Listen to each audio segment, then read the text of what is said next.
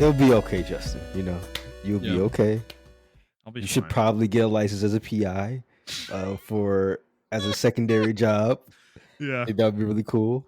Kind of fun. It sounds kind of fun, but the thing is, wouldn't it be super sad? Because you're going to be investigating things that are depressing most of the time, probably like missing persons cases or like husbands cheating on their wives, that kind of thing. But oh man, I think there would be a level of satisfaction to it with the adulterers, though. When you catch the husband and you're like, you got him. You got the pictures, and whenever you start taking pictures, and you're like, I got him, bro.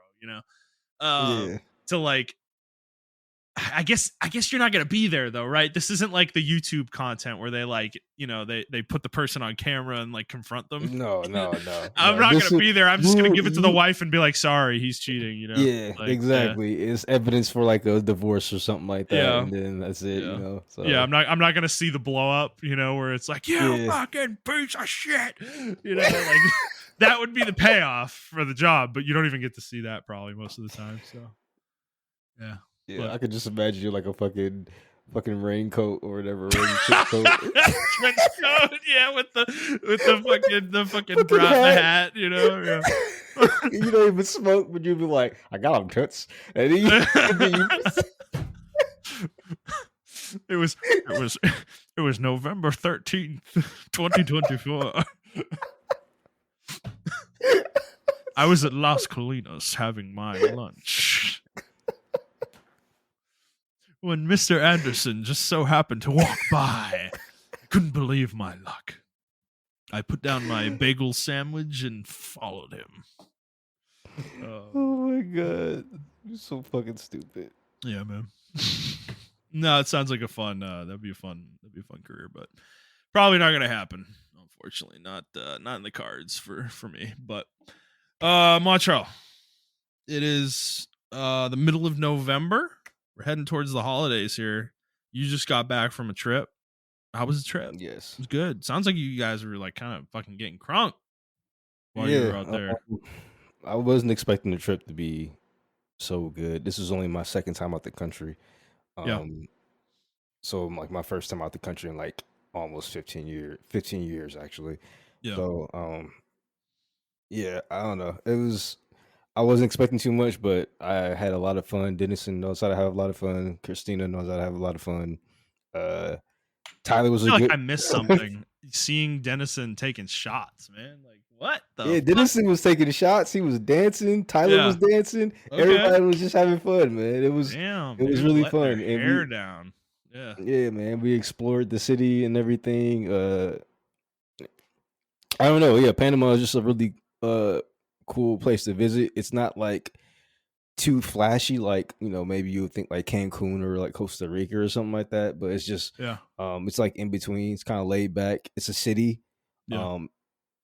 It's very secure. Yeah, I mean the people were super nice. And everything, like obviously because we're probably one of their main sources of income out there. Yeah. But yeah, everybody is just like super nice and everything, and like we went to a Panamanian chocolate shop that they make chocolate, and they actually walk you through the process of making chocolate. Mm-hmm. But the girl there, just telling us the history of Panama and everything of that nature, and then she was like, "Well, the shop closes at like 6, and we're throwing a barbecue at like my place. It's like right around the corner if you guys want to come."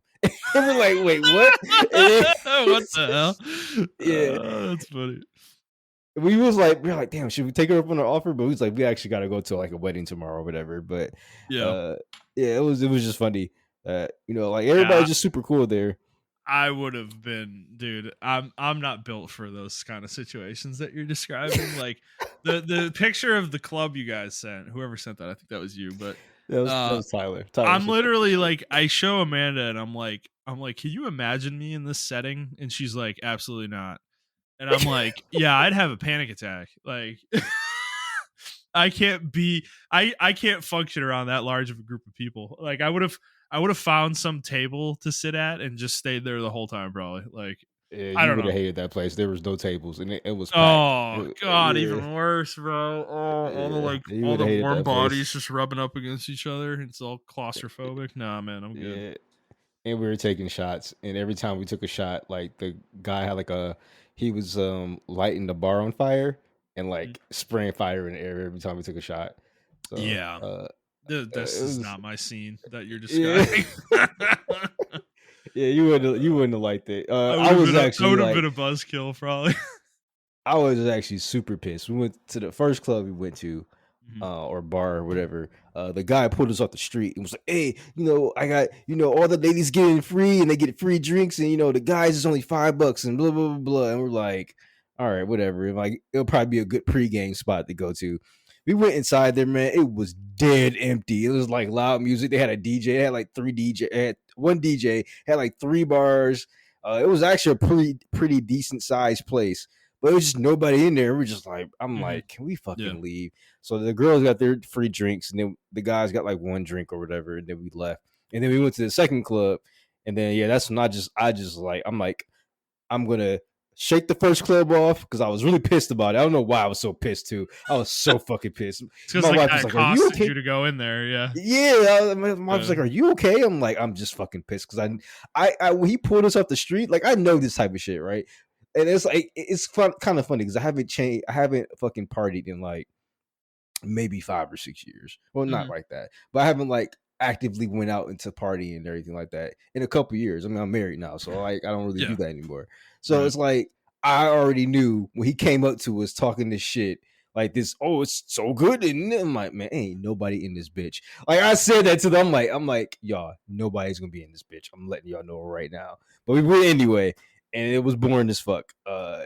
And I wasn't feeling the vibes there. I mean, they were playing good music. I fucking hated it. And then we left. We went to a crowded club, and I was like, yes, this is where I can get down at. And I ordered like 20 shots, and I was like, Yeah. let's drink. And I Mhm. kept ordering shots because the shots were like $2 or $3 a pop. So Wow. it Oh was my cheap god. as fuck. Jesus. Yeah. So yeah, we got drunk. Surprisingly, I did not get super drunk though. Yeah, we got drunk. Uber. Oh my god, Uber's out there, man. When I got back to Dallas, we Ubered to across the island for like 30 minutes. Right, that was like the longest Yeah. we went to because we went to the Panama Canal. Yeah. $10, bro. Mhm. $10 fucking. Wow. I got here Yeah. to go back home. $30. I'm like, bro, what the fuck is? Ubers were like 10, Uh, and we were ordering like Uber XLs and Uber Blacks, and they were like oh, five to wow, $10. really? Yes, Holy man. shit, Yeah, dude, yeah. $5 to $10. Yeah, but that's Uh, probably a currency thing, right? Like, I would admit, like, I, what currency does Panama use? I mean, they use American currency as their secondary currency. Yeah, but what's their main currency? I don't know. Panamanian Balboa. Yeah, Huh. but they do take the dollar as their secondary main source of currency as Oh, well. interesting. Yeah, So, okay. I didn't have to do an exchange when I went out there because they Yeah, take it it. looks like it's a straight up. They just mirror whatever the dollar is. Yeah, Like, there's not like a conversion. That's kind of what it looks like. Interesting. yeah. Okay. So, So things are just oh, naturally cheaper there.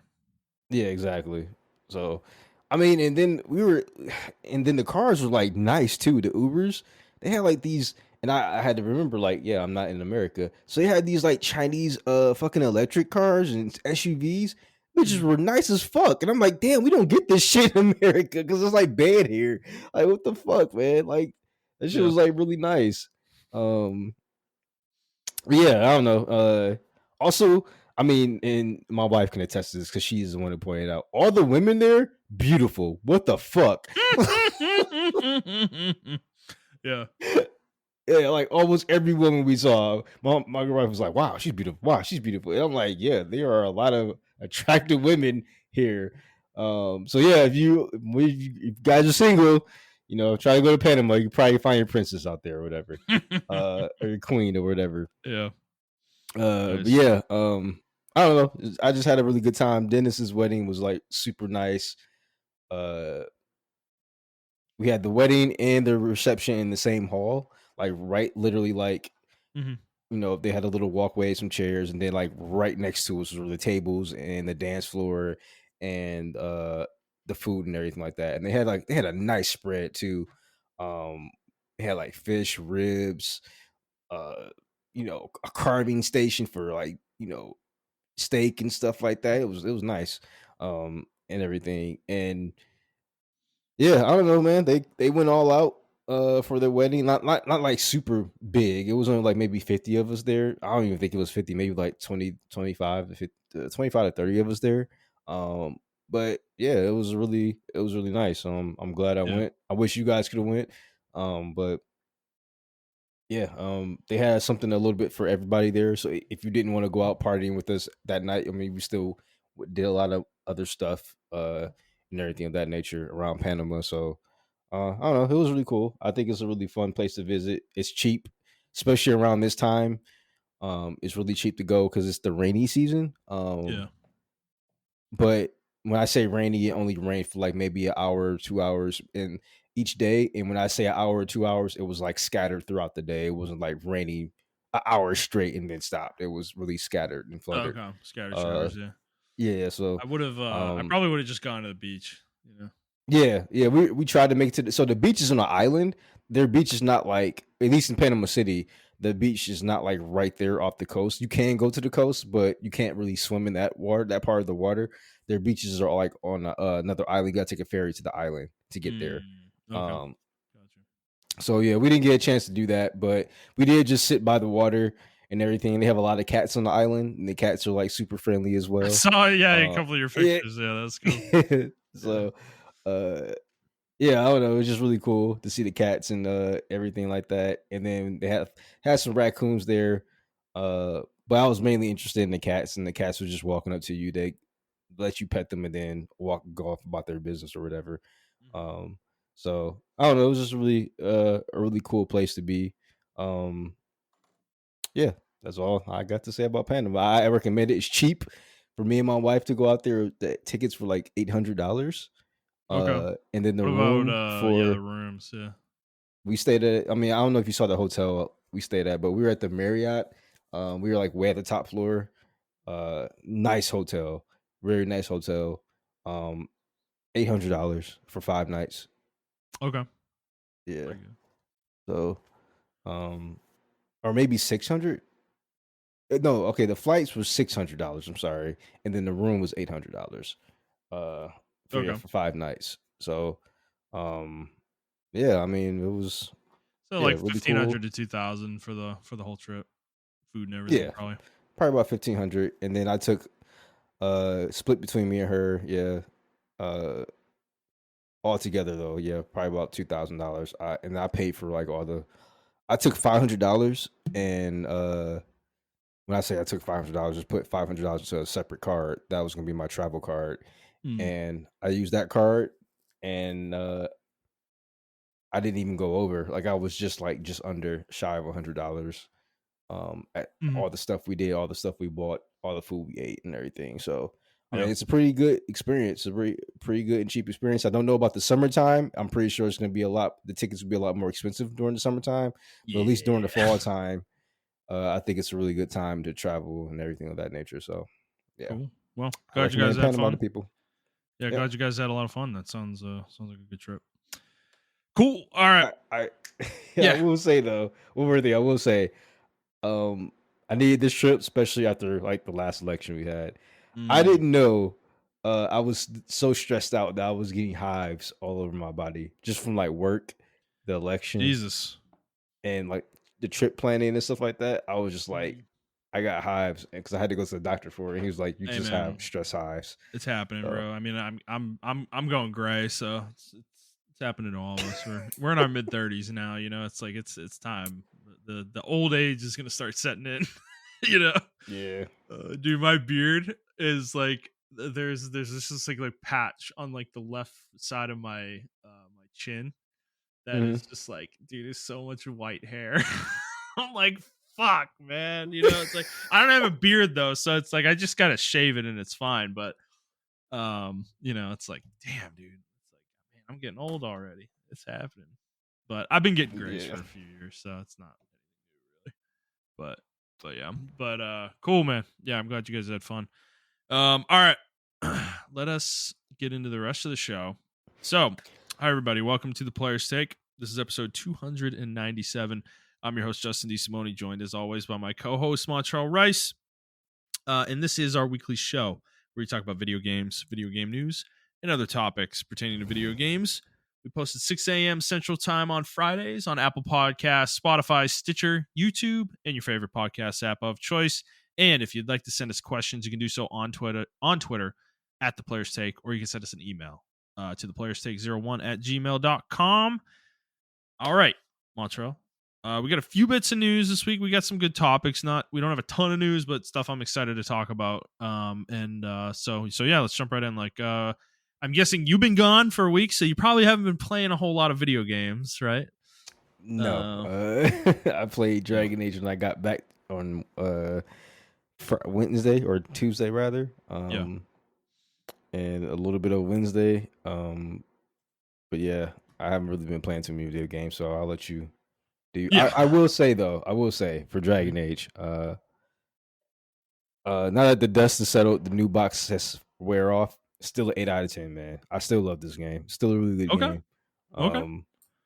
Yeah, I mean, I don't have really any bad complaints about it. I will say I feel like the main character is a little bit your character is a little bit not awkward, but like doesn't feel part of the team. Everybody else though, they feel like they're like a team when the way they talk and interact with each other. But like your character feels like just the manager, just a leader like type guy or whatever. So yeah, okay. But like, funny. Yeah, I think the game's still top notch. I think the writing's actually really good still. Like I said, I haven't ran into anything cringe. Only character that's really cringe is Blara, the way she talks. But even then, I feel like that's just her quirky personality. Everybody else is not like that though, which I like. Which I think was the problem with Mass Effect, that everybody was like this quirky millennial type person. I'm like, we're the worst. Yeah, exactly. Yeah, don't. Yeah.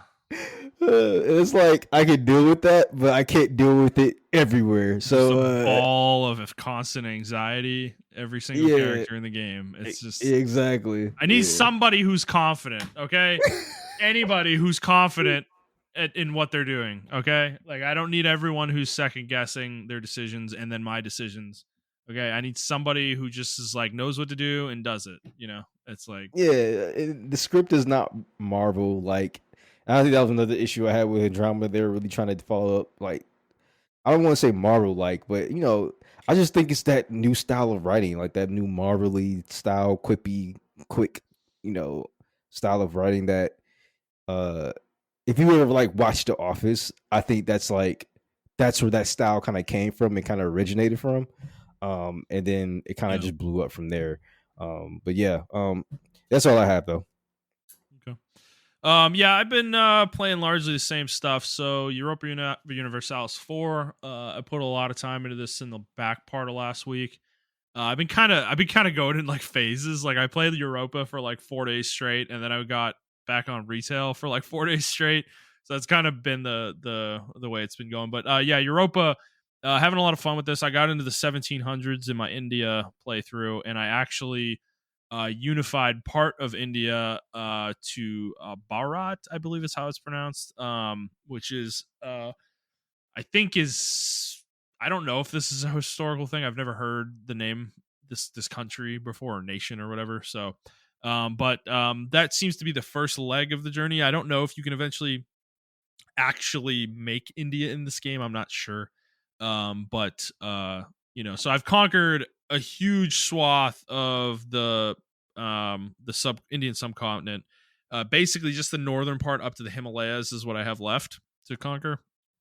And then I've also gone into the southeastern Asia area, into the island chains a little bit, in Southeast Asia, as well, and conquered a little bit of that also. So the game, this is the thing. I really like the game, right? I'm enjoying the game a lot. I think this is going to be a really fun game to play on and off over time.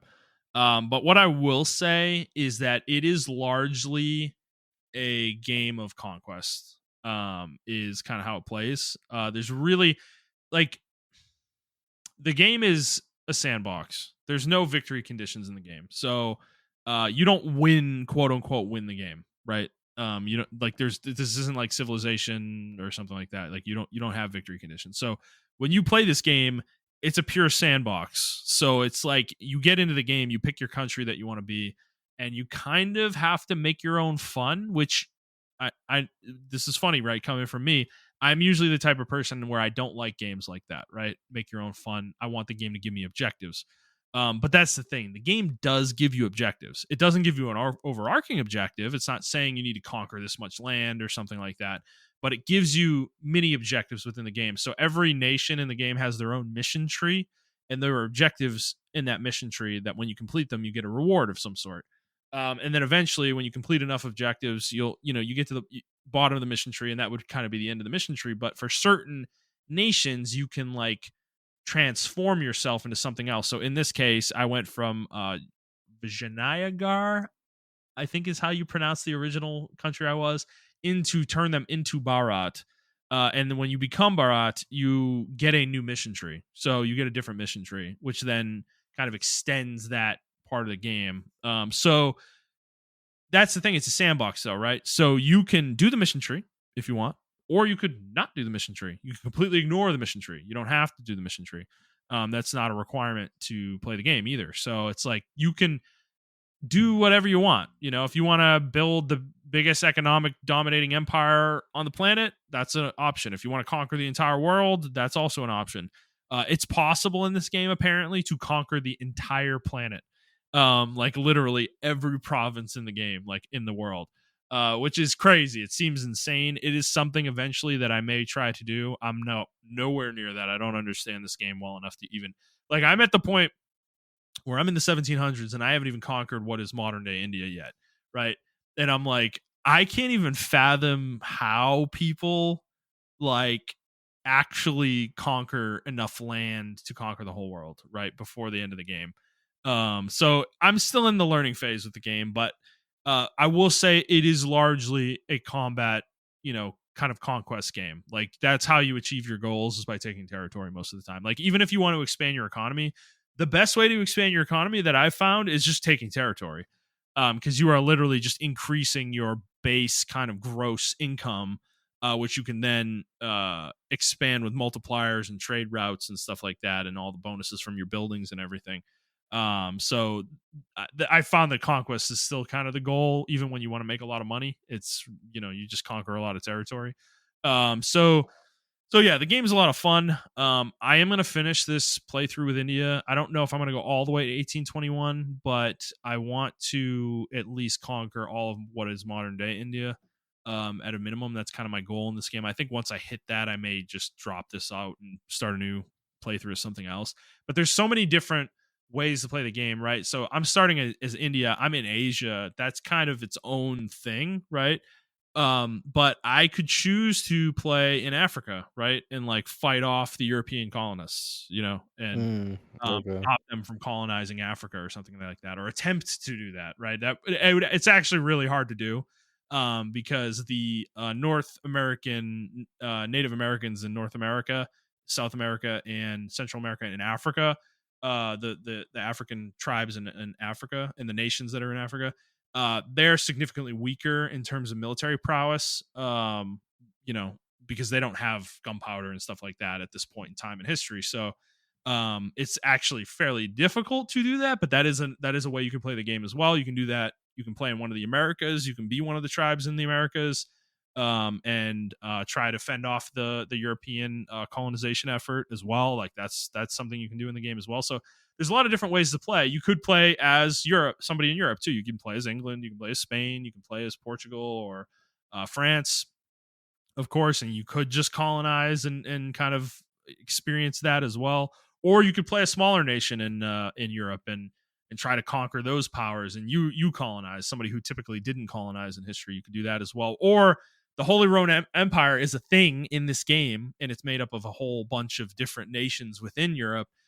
Your focus could be that you could play a nation in Europe, and your goal is to kind of unite the Holy Roman Empire, or you could play as the Ottomans or something, who's like one of the strongest empires in the Middle East at this period of time in history, and you can play them and kind of conquer out, and you go into Europe and conquer Europe or something like that. Or so there's just so many different starting points you can choose.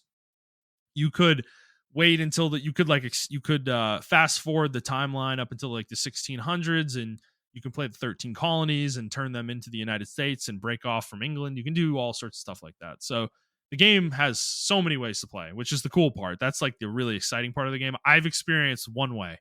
And it's funny because I could play the same nation and I could do 5 different playthroughs, right? I decided to go try to conquer where I was and get kind of the modern India look, the territory for modern India, but and Southeast Asia. But I could be a colonizer from Asia to the United States to like the North America, South America, whatnot. I could colonize Australia, right? I could go to Africa and like colonize Africa or take over some of the nations in Africa and take over trade on the African like eastern coast or something.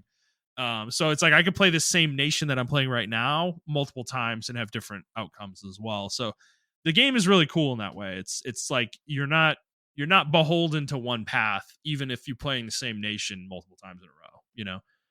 So it's just a really versatile game, and I like it from that regard. But what I was getting at with the fact that it's a conquest game, that is the one thing that I'm starting to realize is I do think there's going to be a point where I burn out with the game, and I'll probably come back to it at some point. But it's like I will say I'm already starting to flag a little bit. The conquest can be a little droll and mundane because what the AI tends to do on normal, and I need to play on hard and see if they're any different on hard. But basically, if they don't think they can beat you in a war, they will just run their army away from you as far away as they possibly can and just go hide until the war's over. Like they don't want to fight you. Essentially, if they can isolate your army in some way and like kind of pick off a piece of it, they will try to do that. But that's only if you spread yourself thin enough that they're able to realistically do that. So that's the one thing I will say is I do think the AI is a little predictable in the way it fights wars, but um I haven't gone up against true superpower though in the game. Like the Ottomans have been this kind of looming fucking juggernaut the entire game. And there was one time in the game where I had to fight somebody that was allied with them, and it was one of the most that was one of the most intense moments in the game because they actually started bringing their military over to me, their navy and their fucking land military, and I had to finish the war really quickly because they had 3 times my unit allocation in terms of army size for their navy and their land army. So they would have fucking crushed me if they actually got to me. Like their navy actually came over, and dude, it obliterated every ship I had. Like I had no ships at the end of the war, basically. So it's like, there is some challenge in the game. I just haven't really gotten there yet. Once I got to a certain level of power, I was kind of just bullying everybody around me. So yeah. So the game's very fun. I'm enjoying it a lot. It's a great strategy game. Would definitely recommend it if you like Risk and the idea of something a lot more in depth than Risk, but sort of pseudo still Risk like is appealing to you, then this would certainly be a game to check out for sure. And then yeah, World of Warcraft, playing the War Within still. I hit 80 and I am kind of in the midst of the gear grind now, and I think I got to item level 591 last night or something along those lines. So I'm kind of in the gear grind, which is basically kind of, like I said, this is just a modern gear grinding game at this point. If you're going to play it like that, right? If you're trying to do progression and you want to make your character stronger, this is a Destiny type game. This is like the Division or games of that ilk, right? Where you just do the weekly content and you get item upgrades, and that's kind of the grind, right? And it's not bad, right? It's just not my favorite way of obtaining character power, where it's like there's just not a lot of ways to get high level gear outside of just doing the weekly stuff or going straight into mythic plus dungeon runs or raiding, right?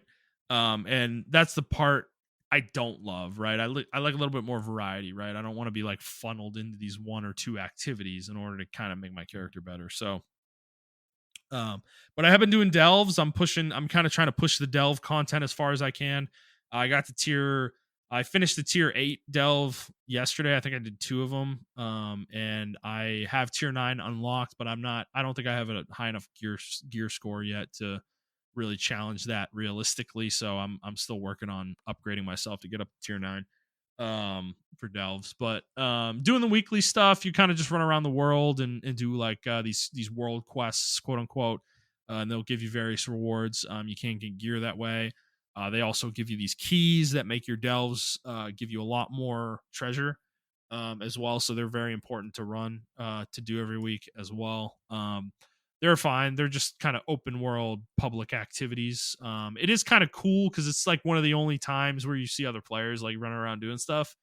You don't really run into other players all that often out in the open world, so that is cool. But that'll wear off over time for sure. And then otherwise, yeah, that's kind of I've been really focused on the gear grind and doing my professions so far. I got my mining up to 100. I think my jewel crafting is at like 60ish right now out of 100. So I'm still working on that, but the grind on the professions is very slow. I will say it's really slow. It's not a bad thing. I don't mind that. It means you have to put a lot of effort in, which is cool. But it is a slow grind. So if you're not into that, I don't think the professions will be very appealing to you. But I think that's the thing I'm noticing though with modern World of Warcraft is the gear grind is one thing, right? The crafting is another. There are myriads of other activities that I could be doing in this game, and I think that's what Blizzard is trying to cultivate. Is it's a theme park. If you want to go to the Sweat Lord section of the theme park and sweat really hard and be the best fucking player with the highest gear score in the fucking game, you can do that, right? But you can also go craft. You can go do time walking dungeons, which is old school stuff from previous expansions. You can go do there's like these races you can do with your mounts now and stuff that I've noticed. There's tons of events going on right now, specifically for the 20th anniversary of World of Warcraft. I have not checked any of that out yet. I'm actually planning to. I think the next time I log in to retail is I think I'm going to go check all that stuff out and see what's going on there. Because there's like cosmetic hunting for cosmetic gear. There's hunting for mounts. There's doing achievements. There's a lot of different ways to play World of Warcraft now, and I think that's kind of what Blizzard's been trying to get to, and they've been that way for like 10 years, right? This is kind of I think what Modern WoW's been for a very long time, but I think what they're heading towards now is they're more focused on making the game more solo friendly. I think they're I'm not saying they're going to get away from group content. I don't think that's their plan, but I do think they want to give players who either aren't good enough at the game, don't want to do group content for various reasons, or for whatever reason they just want to play by themselves. They want to give those players more options to reasonably gear themselves, and that's what the delves are for. And I do like that because that works for me, right? I don't necessarily want to run dungeons with people. World of Warcraft is famously extremely toxic, especially nowadays, and I'm not sure I really want to deal with that in an MMO I'm playing. So I'm not the appeal of running the dungeons is not super high for me unless any of you guys happen to jump on. If Andy ever actually plays, I might run dungeons with him, but I'm not the appeal to do it by myself isn't super high. So until it's like 100% necessary, right? So it's but I'm still having fun right now. I'm not like I'm not burning out quite yet. This is much better. This expansion is much better than Shadowlands. Like, dude, Shadowlands, I literally couldn't even make it to max level. Like, I got to level 54, I think, and quit. So this is way better than that. I do think the game is in a decent spot. But it is still World of Warcraft. It's still modern World of Warcraft. The game, as much as the talent trees were a cool idea, and I did like that, and that was one of the things that kind of brought me back to the game. I will say, this is specific to Rogue Outlaw spec. I have not played any other spec on Rogue right now, and I haven't played any other class, so I don't know how this is for everybody.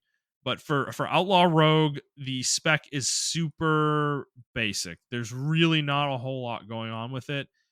It is a ton of self buffs, and there's very few abilities that you're actually using in the middle of combat. I have like 6 abilities on my action bar that I actively use, and then the rest of it is all cooldowns, basically, that I utilize. I was going to say, it sounds like they'll be offended. It sounds like old Rogue.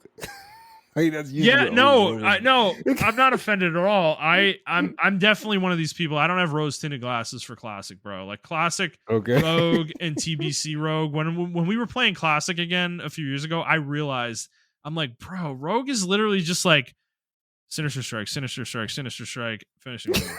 Sinister Strike, Sinister Strike, Sinister Strike, finishing move. It's not riveting at all. You know, it's very I think Wrath of the Lich King was the best version of Rogue that I played, where Okay. it's still mutilate finishing move, but it's a lot of management of it's a lot more engaging to manage your timers in Wrath of the Lich King as like an assassination rogue, in my opinion, versus um versus combat in vanilla is just so boring. You don't get extra combo points in combat for doing anything. Like, so really, I think you can get some of that through the assassination tree a little bit, but it's like you're really just hitting Sinister Strike 4 or 5 times, and then you just do a max combo point finishing move, whatever that is, whether that's Slice and Dice, Eviscerate, or Rupture, or God forbid, maybe Expose Armor if needed.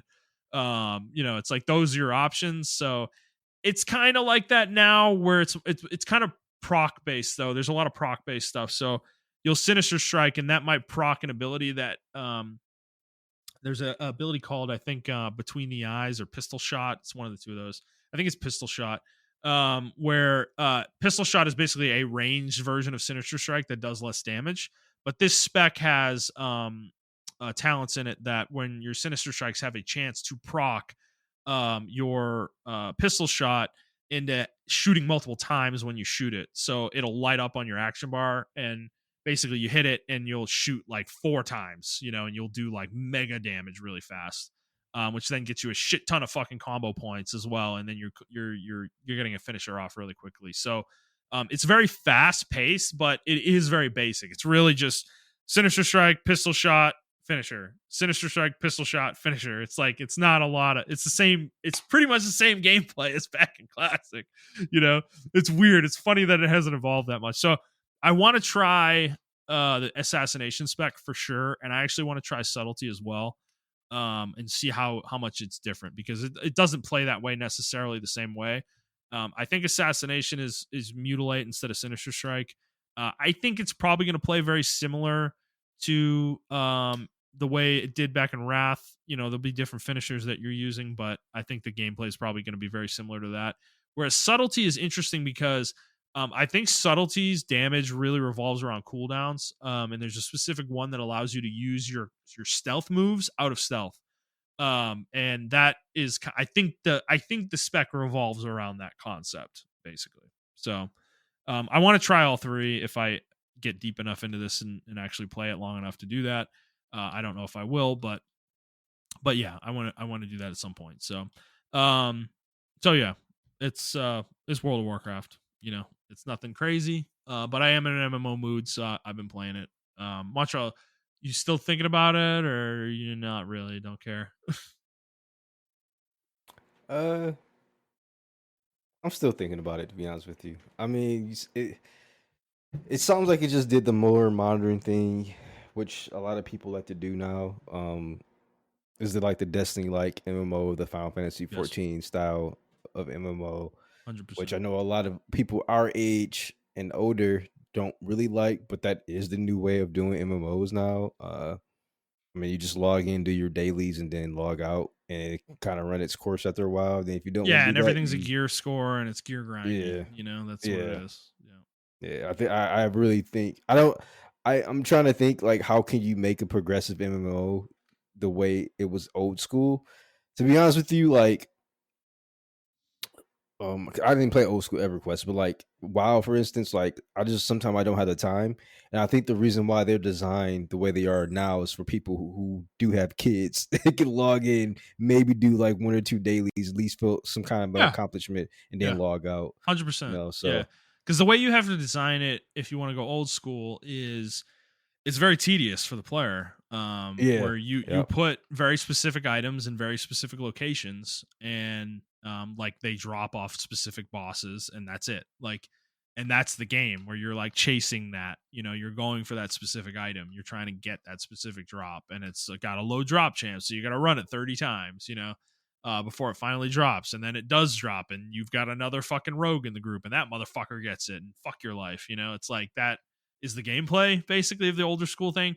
It just means though I think the reason it's appealing to people is there is a feeling of accomplishment when you finally do get that fucking item, and it's a huge deal for your spec or whatever, and it like makes your damage go way up. you know it's more rewarding, I guess. It feels more rewarding, and I will say this gearing in this game does not feel rewarding at all. I totally feel that vibe, right? It's like Mhm. the game is pooping gear out at me. I'm getting gear fucking constantly. It's just like every 3 enemies I kill drop fucking gear, and it's just junk and you just vendor it or whatever. But um so but so yeah, that's kind of the trade-off, right? It's like you make it more rewarding, but it takes way more time, and there's more effort involved. And this is the thing.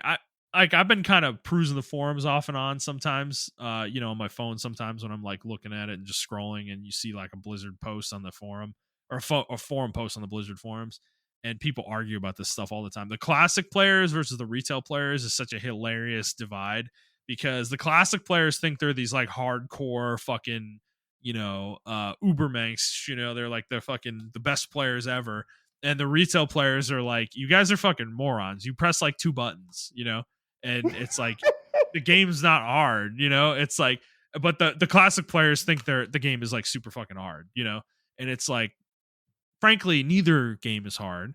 I will say that retail has many forms of challenging content that really push the difficulty. If you want it to be pushed, it's there for sure.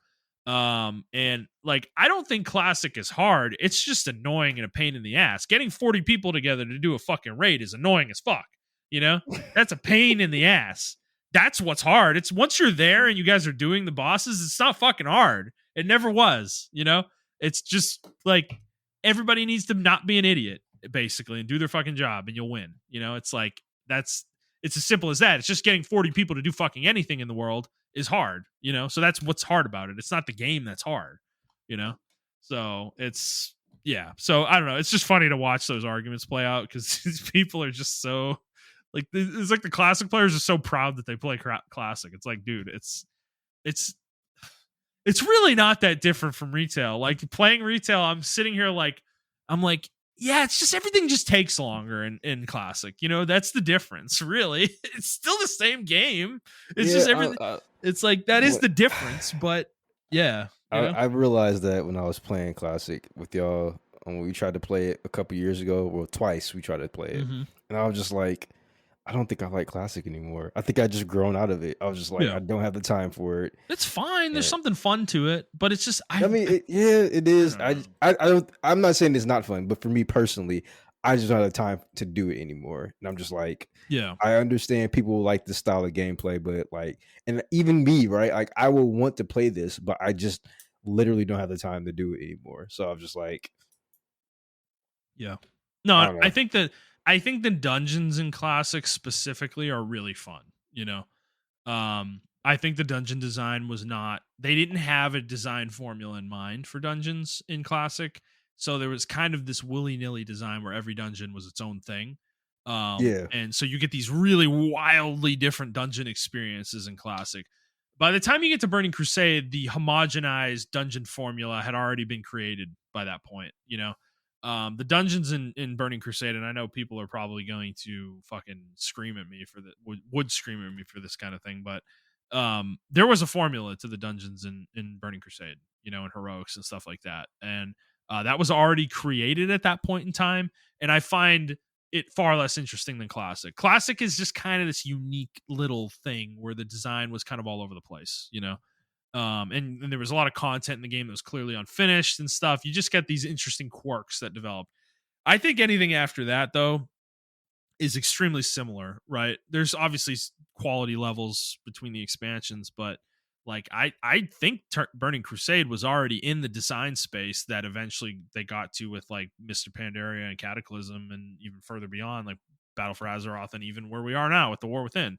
Like, the roots for all this shit were in Burning Crusade, and Wrath went further, and then Cataclysm kind of jumped the shark fully. And then they kind of just continued along that path for forever now. But I think it's always been there. So it's like classic is a very specific catered experience.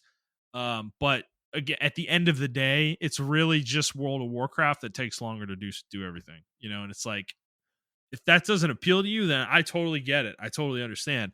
The reason I'm still toying with it is because Turtle WoW is kind of a branch off of Classic. It's doing its own thing, making new content. They are trying to make the classes more interesting, more dynamic, where you don't have a 2-button rotation. You might have 4 or 5 buttons that you press in combat. They're trying to make things a little bit more dynamic with the classes there. That's why I do think Turtle would still appeal to you, Montreal. I just think don't play hardcore, right? Like the hardcore obsession. I don't know why our group was so obsessed with that for a period of time. It's just play the game fucking normally, but you're going to experience a different game from the original Classic, right? A lot of things are different. They actually just added jewel crafting, so there's like different professions than were even Classic now as well. So, there's a lot of appeal there, but that's the reason I'm still playing, right? I want to go back and do that level 60 dungeon grind.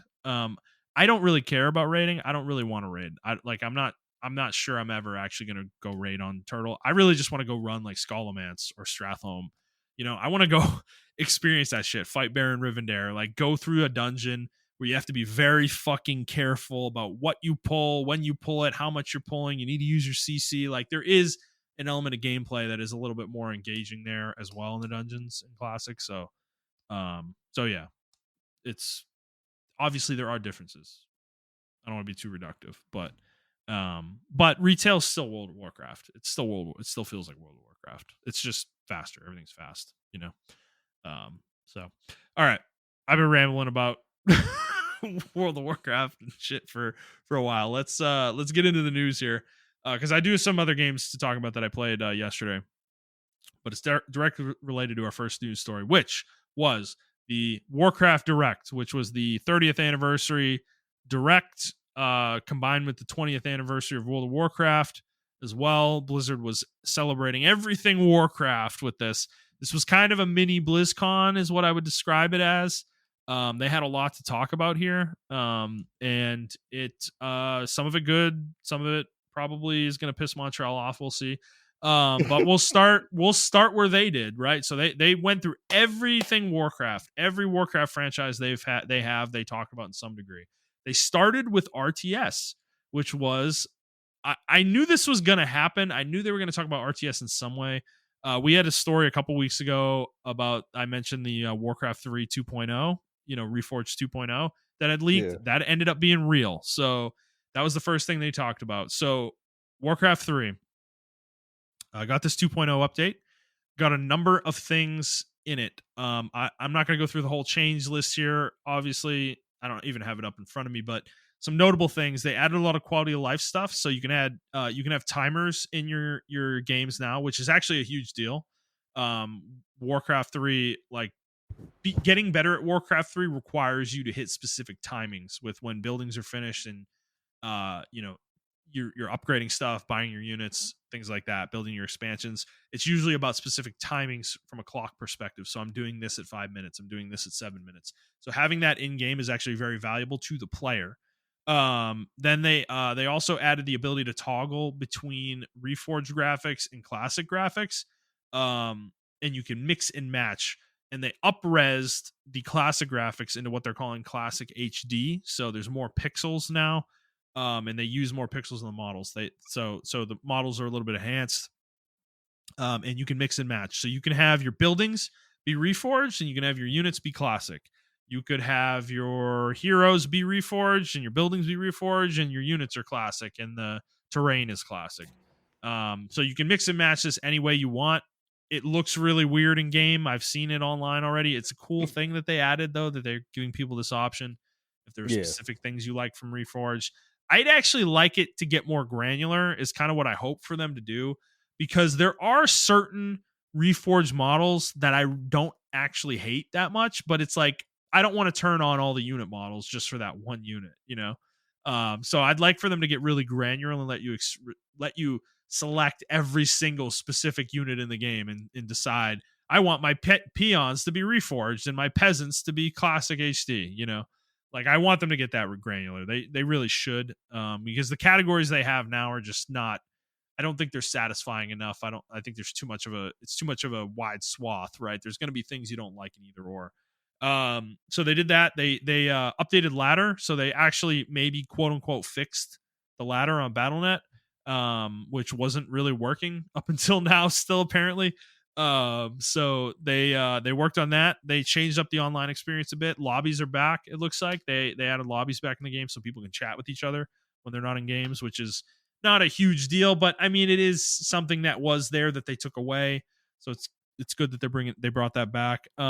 They also what were some of the other things? They added music from Warcraft 2 and 1 as well from the remasters of those games, which we'll get into in a second. But you can play with the music from any of the Warcraft games now. So if you want to play with Warcraft 2's music, you can. If you want to play with 1's music, you can. If you want to play with 3's music, you can. What I'd like to see them do here is add a option to play with all three or mix and match. I want to do Warcraft 2 and 3. I want to do 3 and 1. I want to do 1 and 2. Let me do that as well. That would be nice if you could be granular with that. Also, what else did they add? Those are kind of the major things. There's more to it. It is a pretty hefty patch. There were no balance changes. It was purely quality of life and cosmetic stuff, which is good. That's what they need to focus on, I think, to get this game back into a state that's acceptable. But the wording they use, so the guy who was talking about this, I forget his name, but he basically what he said was, when something is wrong, you fix it. When you do something poorly, you make it better, right? He used that wording, so that's Blizzard saying that.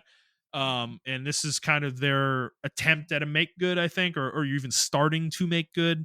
I hope they don't think this is it. Like there needs to be more. This is a great start, right? If you're going to try to fix Reforged, this is a great place to start, right? You have this direct, you announce this thing, and you say it's available today, right? That's a great place to start. I think that there's nothing to complain about there, right? But they didn't get all the way there, right? There's more work to be done, I think. And from what I've heard, from what I understand, Grubby was talking about this. I think he's been talking to Blizzard behind the scenes, and he seems very encouraged. He said that they're listening to feedback, so they want to hear from the fans. They want to know what people want fixed and what the priorities should be, and they're going to continue to work on the game. So, so it sounds like Warcraft 3 might not be dead. They might be reviving it and trying to get it fixed, and I don't know what that leads to eventually, but at least the game could be rehabilitated and playable, which is really all I want. Kind of wonder, was that Tyler stream a success? Like a lot of people were probably like, I want to play World of Warcraft 3 now. Yeah, Grubby has been doing a lot for the game in the recent years. He's been streaming. He streams the game basically full time. And he's an ex-pro. He was one of the most he was probably the most popular pro back in the day. He was also one of the most successful. He was the best orc player for basically a decade in the pro scene, and he might have been the best orc player of all time in Warcraft 3. So he's very well known and popular, and people respect his opinion and viewpoint. He's not an inflammatory person either. He talks in a very he's a very calming presence, I would say. He's very reasonable. He's not afraid to criticize Blizzard. Don't get me wrong. I actually really like Grubby because he definitely takes shots at Blizzard sometimes and criticizes them when they deserve to be criticized. But he's also very nice, though. He's willing to give them a chance to make things right. So I'm kind of in the same boat now. I was very upset about Reforged, and they deserve my ire, right? They deserved all of our ire about that. But if they're going to come back though and try to fix the game, I'm not going to be mad at them about that, right? It's like, good, okay, let's do this, so we'll see where it goes. I'm excited about it. It might actually get me to play Warcraft 3 on BattleNet again, which would be cool. There are some issues with this patch though that already came out. They didn't like the audio. So if you play with classic HD on, you end up having the Reforged audio on, which is awful. Like they added new sound effects in Reforged that are horrible.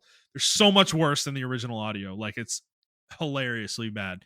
You can't turn it on, turn it off. So the only way to do that is to go back to classic SD, like standard def, which sucks. It would be cool to be able to play with classic HD and have the classic audio. So they need to fix that.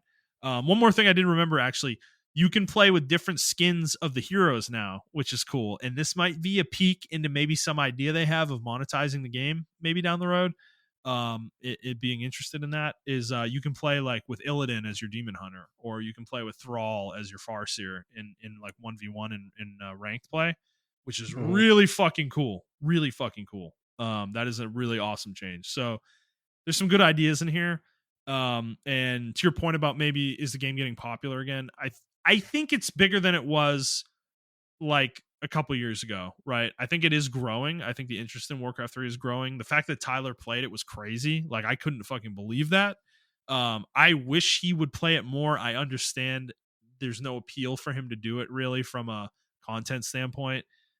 He's a league streamer. I don't think he would his viewership would probably go down if he played Warcraft 3 too much. But it would be cool to see him dabble in it every once in a while, right?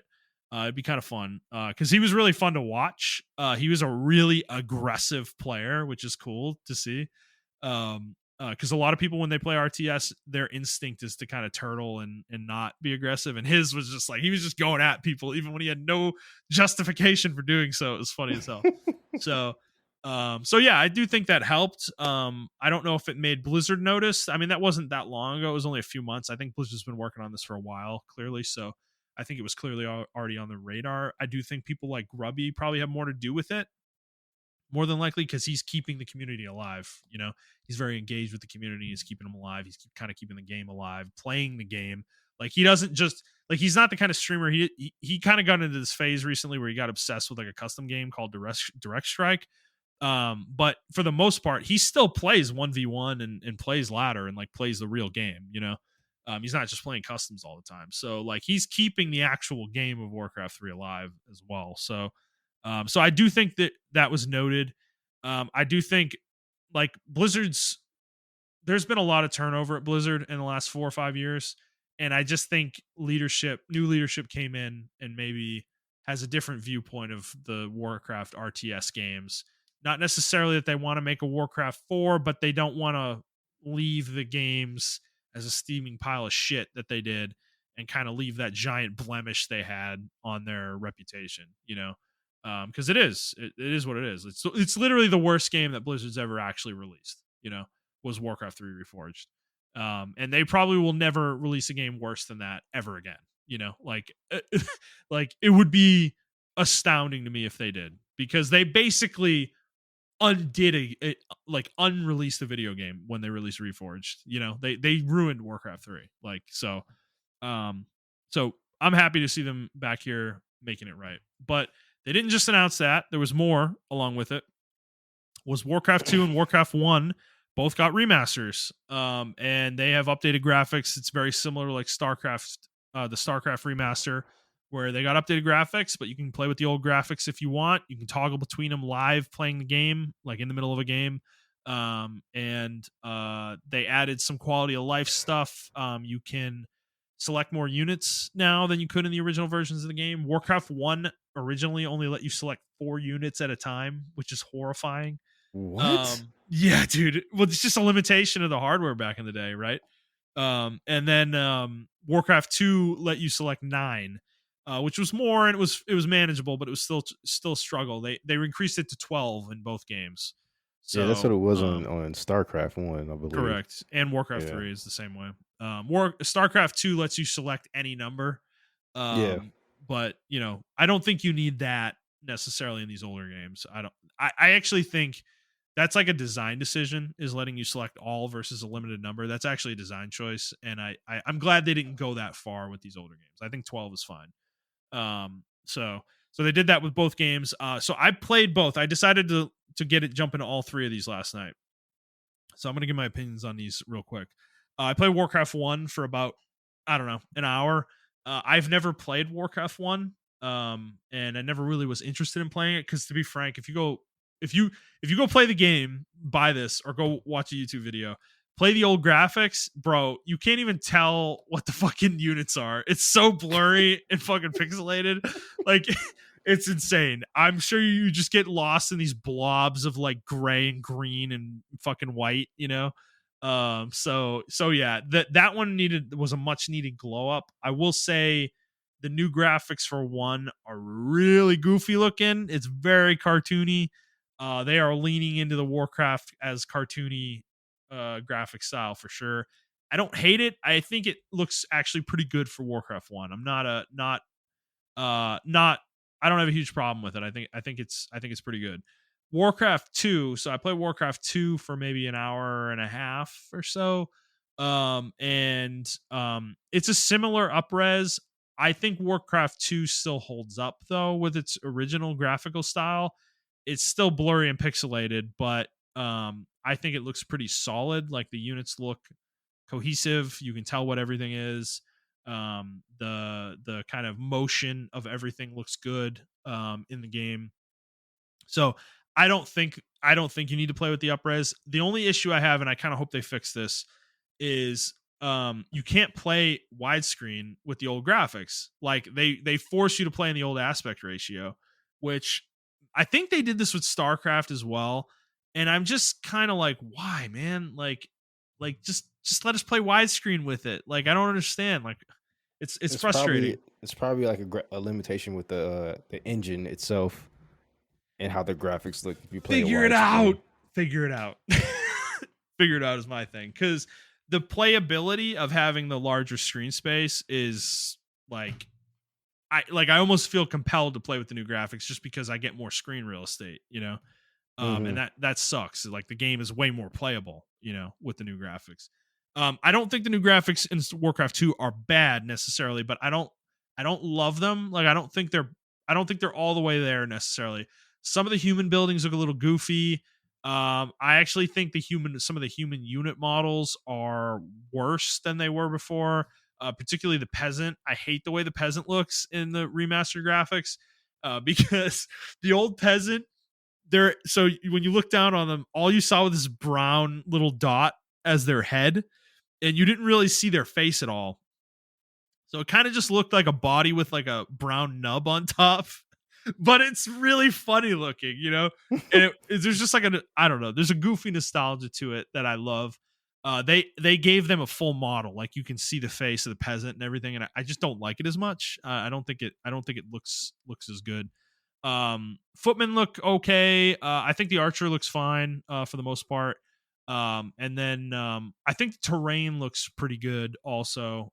Buildings for the most part look good. I think there's a couple, in particular the human tier 1 town hall, I think looks a little awkward. I don't like the way it looks for some reason. I can't put my finger on why, but I think the old one looks way better.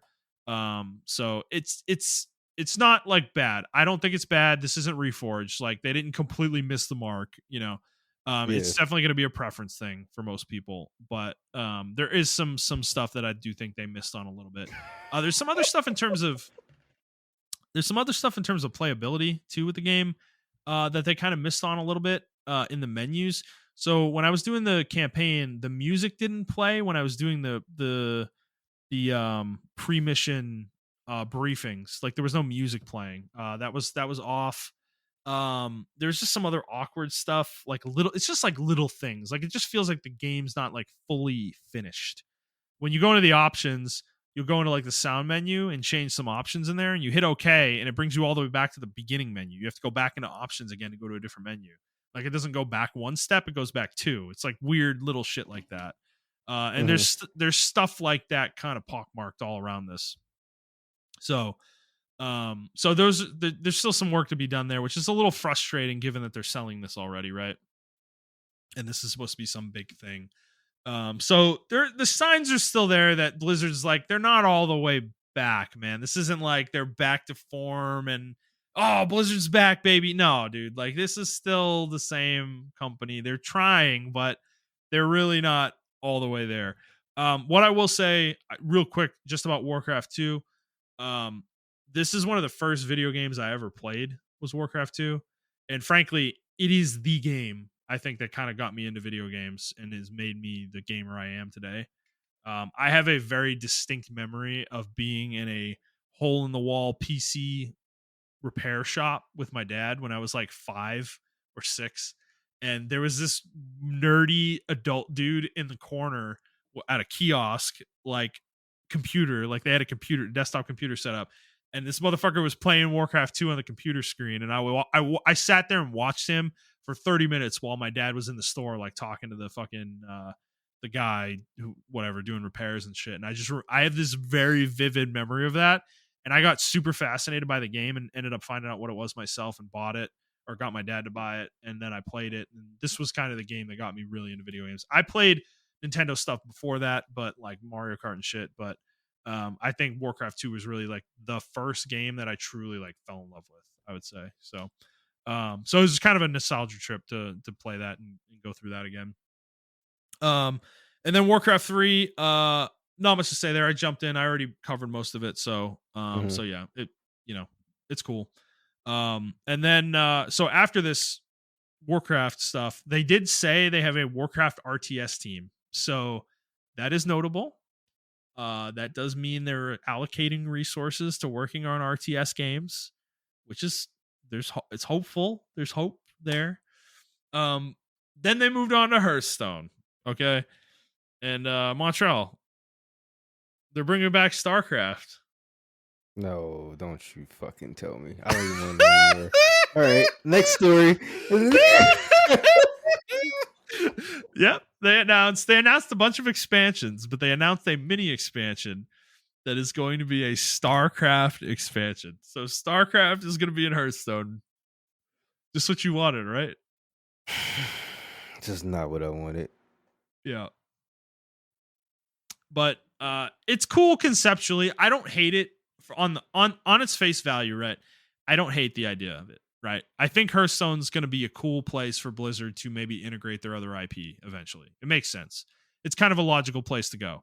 Warcraft only has so much for them to mine, over 10 years. So it kind of makes sense to eventually like branch into Hearthstone or branch into StarCraft, Diablo, Overwatch, it's at some point. But yeah, man, for a fan base though, and StarCraft fans who are starved for any news of any new game or anything, to put it in Hearthstone, it feels a little tone deaf, without the announcement of something else there. It's almost like a little mini Diablo Immortal type situation where you don't announce Diablo 4 next to that. It's like, come on, man. Haven't you guys learned anything? Like, I don't know. So, but Montreal, you want to check out Hearthstone and play the StarCraft expansion, or fuck no? Oh, that's awesome. I am so done with like card games and even the Pokemon trading card game. My group chat was talking about that game, and they're like, "Oh man, we're playing the Pokemon trading card game on the phone." I'm like, I'm done with trading card games, man. Like, I'm just fucking done. Man, you should play. You should play real ones. Like, I'm not playing Magic in person. Play Magic with us, dude. Just no. Just come. You can use my most powerful deck, Montreal, and dominate everybody. It'll feel so good, Oh, okay. All right. So after the Hearthstone stuff, they talk about Warcraft Rumble, which is the mobile game, which is all we can get as an RTS game at this point from Blizzard, basically. It's coming to PC, whatever, not a big deal. Then World of Warcraft, they talk about World of Warcraft. They talked about all three kind of verticals of Warcraft they have. So Season of Discovery is continuing. They're doing the Gates of Encourage is coming. The whole war effort, they're going to be doing that. Cataclysm Classic, there's more content coming for that. And then they announced Mr. Pandaria is coming. Classic Mr. Pandaria. I'm just like, are they just re-releasing the whole fucking franchise at this point? Like, is that the plan? They're going to have like BFA Classic at some point? Like, what the fuck, dude? I don't know. I mean, watch out. You want to go play Pandas? You want to go to the Panda expansion? No, I would not like to play Kung Fu Panda. It's literally Kung Fu Panda. Somebody was like really in love with Kung Fu Panda. Yep. We're like, I want to make an expansion out of this. 100%, dude. 100%. And they did. Dude, there's a whole class, monks, like in the game today, still playable class, So I can't believe they got away with it. I can't believe people were like, yeah, this is cool. Dude, I'm not gonna do it. If this had come out 5 years later, Blizzard would have been eviscerated for cultural appropriation, dude. But it's like it was 2013 maybe, or 2012. Yeah. So they kind of got in right on the line, didn't they? Well, not only cultural appropriation, but like just like blatant copying of someone else's IP, and then I know, I know, dude. You know, Mr. Pandora is the thing I think that made me just swear off World of Warcraft for like 10 years No, that was because it for me too. Because was it Mr. Pandora then Cataclysm, or was it no, it was Cataclysm then Cataclysm first, and Cataclysm was the first straw, right? Bringing back I actually Deathwing, like. I actually like. See, I didn't know the story behind Deathwing, yeah, but I like how they, when I went back to play Cataclysm, all the yeah, lands were destroyed, or yeah, yeah, certain yeah, parts of the lands were yeah. destroyed and everything like that. I like that. But then Pandaria came out. I was just like, yeah, you know what? This is where I take. This is where I think around that time, Final Fantasy 14 was like popping off or about to pop Relaunching. It off. was actually Yeah, relaunching around the it was same time. relaunching. Yeah, Yeah, and that's when I yeah, started playing Final Fantasy 14. yeah. Because yeah, Cataclysm was the first straw for me, and it was because they brought Deathwing back, and this was like the marvelization of an IP to me, where it was like Deathwing died in Warcraft 2, bro. You know, like that was a huge moment in that game. That was a mission. Like you literally, the mission objective was to fucking kill Deathwing. You know, and I remember doing that mission as a fucking kid. So you're gonna sit here and tell me that this motherfucker came back to life and he destroyed the entire fucking place? What the fuck are we talking about? You know? So that was the first straw, right? I don't care what lore they came up with. I don't give a shit, you know? So that was the first straw. Then they announced Mr. Pandaria, and I was just like, are you fucking for real here? Like, are they serious with this shit? Like, what is going on at Blizzard? Like, this was I was seriously flabbergasted when they announced this expansion because, dude, the panda thing was a fucking joke from Warcraft 3, you know? Like Oh, really? it was a joke. Yes. They made a character called the Pandaren Brewmaster, right? And there was a race in Warcraft 3 called Pandarans or Pandarans, whatever the fuck they're called.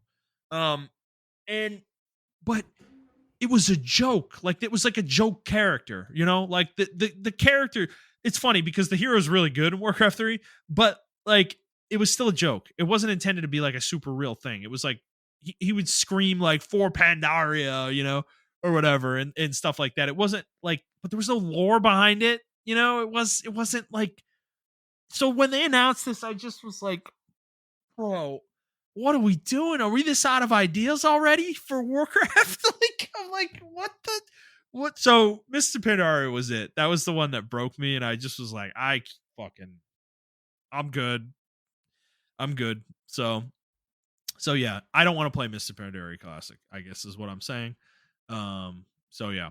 And then WoW Classic, or sorry, War Within. They announced a whole bunch of new content for War Within. There's going to be a new zone called the Siren Isle. There will be.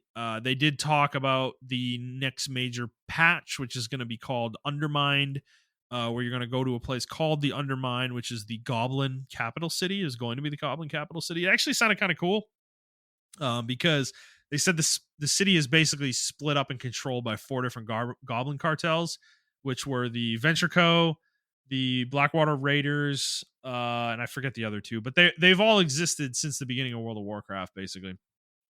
So it's kind of cool conceptually that they're bringing them all together and they're all kind of in this one spot. But they are going to introduce cars. You're going to be able to like drift race in this city. It's like, this is like goofy stuff, man. So there's gonna be a new dungeon, new raid, new arenas. They had all these roadmaps for all three games, for all three verticals or whatever. And basically going out through like winter next year, essentially of 2025. So we kind of know what's coming up with World of Warcraft for a while. Basically, they did tease the next expansion though, which is going to be called World of Warcraft Midnight, which is going to be the middle story in this 3-story arc that they're talking about, the World Soul Saga. They teased housing, which World of Warcraft has never had. So that's, I guess, going to be coming is player housing in World of Warcraft. So that was it. That was the entire direct. I think overall, like if you're into Blizzard stuff, it probably was pretty good for you, but Montrell, as somebody who's not into Blizzard really at all right now, does any of this appeal to you, or are you just kind of like, whatever, man? Um, I'm hoping like Warcraft does really good. I mean, Warcraft did come out before StarCraft, so Mm-hmm. hopefully, Warcraft does really good, and they have enough money to invest something into StarCraft and bring StarCraft back. So I am hoping for that. I just want StarCraft back. I know Well, Warcraft was like your we do know thing. they're working on another StarCraft shooter. So Okay, all right. will So it come out? Who knows? But exactly. I don't know. I mean, I think it's really cool that they're trying to go back to their roots. Um, yeah. so yeah, I don't know. I mean, Blizzard seems to be on the right track, but who knows what's going to happen in the next 2 years, man. So I don't Yeah. know. Yeah. Yeah, I think it was pretty good personally as somebody playing the games right now. Like I'm kind of in Hmm. weirdly I'm really into Warcraft right now. I'm just in a Warcraft mood. I'm playing all the shit. I'm playing the RTS, I'm playing WoW Classic, I'm playing fucking retail. Like I'm really in a Warcraft mood right now. So even for me, like I think it was pretty good. Like it wasn't enough to get me like, oh man, I'm totally committed through like the spring. Like that's not the case, you know. I don't know when I'm gonna drop this. It's gonna happen at some point though. Like I need to play Metaphor, you know. I got my PS5 Pro. You know, it's like I need to set it up, you know, but I want to play some of the enhanced games potentially as well on that. So it's like, you know, this is kind of a phase right now I'm in. I don't think anything here is necessarily extending that phase any longer. So all right, Montreal, let's move on to our next story. Let's get back into Xbox land with Phil Spencer. He did an interview with Bloomberg, and there were a couple interesting comments that I think we want to pull out and talk about here. So he said there are quote no red lines for Xbox games on other platforms, end quote. And I mean this is obvious. Take this to mean that um, basically any game is up for being cross-platform at this point on PlayStation. Specifically, I'd say PlayStation. Obviously, he's probably talking about Switch as well, but I think the more notable thing would be PlayStation for sure. I mean, do you take anything different out of that comment, Montreal, or you feel the same way? I mean, yeah. I mean, it is no joke that like even the article says that Xbox has been losing their identity. Yeah, I I'm not an Xbox fanboy, but I just believe in the idea of if you're going to have a free market, we need some type of like competition for PlayStation, and yeah, I need Xbox to like step it up. I don't need them to, but I understand why. Also, another part of me understands why they're doing it. They're so far behind that the only possible outcome is to be make yourself third party at this point. And I think yeah. that's what they're slowly trying to do. I don't think there's going to be another Xbox console. So, well, I maybe the I think handheld there. that they're talking about. Yeah, I think there will be one, and You I think think so? it. Yeah, I mean they're working on it. They've talked about it. I think it's coming out in 2026, which is 2 years from now. You know, I think it's close enough and they've probably worked on it enough where it's worth it. I just think the conversation after that is definitely going to be, do we do another one? You know, are we going to R&D another one? And the answer very well could be no there, you know. Yeah, And I think that's going to be highly dependent on how the new consoles do in the first year or they so. have to come out with games like out the bat. They have to come out with games. They have to establish But themselves. would that even work if the games are going to be third party? Or do you think they would It, do it timed exclusivity where they would like make them no, they exclusive have in the to. launch window and This is what they have to do. They have to get top tier games back like they did before. So they have to establish their identity. And I think what this is why I wish we were like in fucking gaming quarters and shit like that because we know me and you know exactly what the identities of these people are. yeah. And like Xbox, for instance, in my brain, and maybe other people didn't see it, like it was they always labeled people always labeled themselves as or labeled them as the dude bro console or whatever. But I Yeah. also I labeled them and they were like mainly reserved for sports games and shooters. But I reserve them more mainly towards the Western side of gaming. And what I Yeah. mean by that is they Yeah. always had where PlayStation had all these obscure Japanese games and Japanese RPGs and even Chinese games or whatever the case may be. Xbox always had these obscure Western games. It wasn't just the most popular. Western Mm. RPGs, but it was these small Western RPGs that were on there, and Western games that were on there, and everything of that nature. And Xbox always had that on their platform. Yeah. And I really think they need to get that establishment back. They need to establish that identity. Um, Mm. I felt like Avowed and Starfield were a good step in the right direction, just a little bit too late. But they do need. If I was them, balls to the walls, balls to the wall. Fallout 5, Xbox exclusive only, but it has to be like the best Fallout game ever. You know what I'm saying? Uh, Yeah. Elder Or Scrolls Elder 6, Scrolls 6, yeah. yeah, Elder Scrolls 6, Xbox exclusive only. It's not coming to PlayStation, but it has to be the best Elder Scrolls ever. You see what I'm saying? Like they Yeah. have to like establish themselves.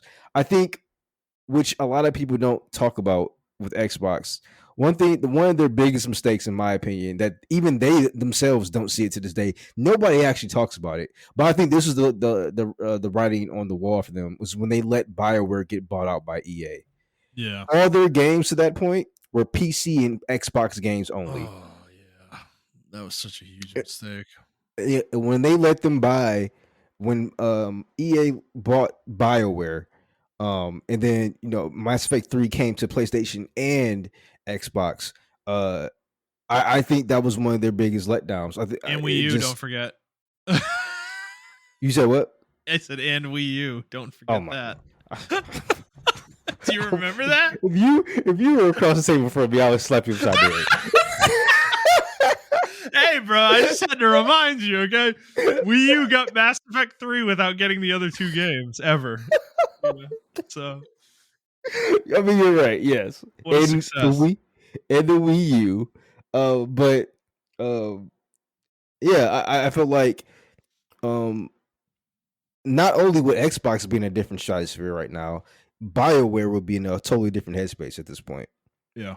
Oh my Um, god. Dude, EA buying BioWare was the worst thing for everybody involved, right? Like yeah, I think if Microsoft had bought BioWare back at that time, it may have resulted in the same thing, maybe. But it might not have, you know? I really don't think it would have, man. The only reason I don't think it would have, because even old Microsoft, like, yeah, they wanted their multiplayer games and everything like that. They never really like, it never was really aggressive like EA with like, you have to do this. I mean, like, they let Bungie leave. They let companies do what the fuck they wanted to do after they got what they wanted out of them. So it wasn't like a stranglehold like EA is, where they just shut down the studio or whatever. I mean, look at fucking Rare, bro. Like, Yeah. Rare's been around for forever, and Mm-hmm. somehow that company is still going. So I mean, they did just release Sea of Thieves, but I mean, even before that though, what was their major release before Sea of Thieves? For Xbox, I mean, fuck, I don't know, Banjo Kazooie, Nuts and Bolts. Like, I can't even remember what they've made. Yeah, so exactly. So it's like, I think it was a Connect game of some sort. Didn't they do like the yeah, Animal Connect game or whatever? What was the animal was game? it? I don't remember. I thought it Connectimals? was. Was it I, Connectimals? I don't fucking know. I know what you're talking about though. Yeah, I'm gonna But look yeah, it up. like, Keep going. but yeah, I don't know. I think Xbox has lost that identity. I think we all forgot. I mean, even CRPGs were like a very obscure CRPGs were on the Xbox. So it's like, and now Yeah. people are craving CRPGs. Imagine Baldur's Gate 3 being an Xbox exclusive Yeah. and a PC Oh, and Xbox exclusive. it was Viva Pinata, is what I was thinking That's what of. it fucking was. Yeah, Yeah, there you yeah, go. yeah, yeah, yeah, yeah. And then they made the Connect Sports games as well. So Okay. I was like I was pseudo right. I like You're half right. Yeah. combined two things together. Yeah. Because I remember the cover. I was like, I know the cover's like super Yeah. colorful, but Yeah. yeah, Viva Pinata. But yeah, I don't know. So it is very disappointing. Long story short, it is very disappointing to see uh this happening.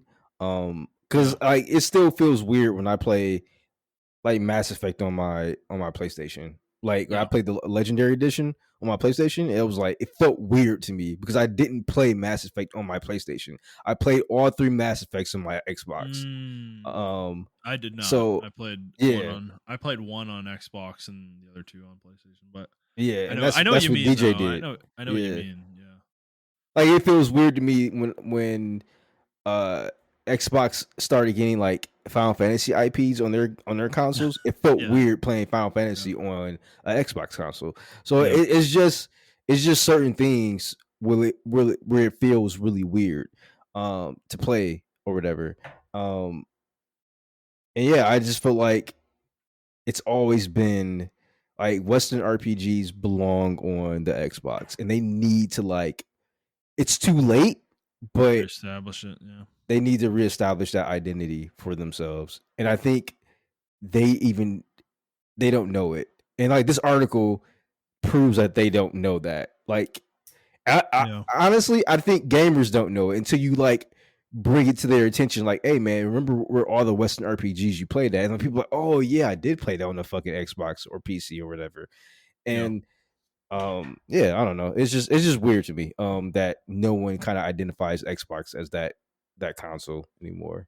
No, and I Even think themselves. it's obvious, dude. Right? Like, I mean, dude, BioWare, Bethesda, like these big Western RPG developers were Xbox exclusive games for up until like late PS3 life cycle. You know, for a very Yeah. long time. And then, I mean, Yep. even more obscure shit like Sudeki. That's a fucking British game. You know, that's a European game. Mhm. They had all sorts of weird shit. Fucking Fable. That's a European game as Fable, well. exactly. Yeah, Yep. Yep. that's from I believe a British studio. Or Yeah, was from a Lionhead Studios. yeah, it was from a Excuse me. British studio. So you have all these examples, right, of Western RPGs, and you're totally right. And I think this is the thing we're gonna lose when Xbox goes away. And unfortunately, I blame Microsoft for this largely because I just don't think they ever had a vision for Xbox really. You know, I think it was an interesting testing ground for them to mess around with things from a technology standpoint, but I don't think they've ever really Well, considered Xbox a true vertical, you know, of yeah, theirs. I think so.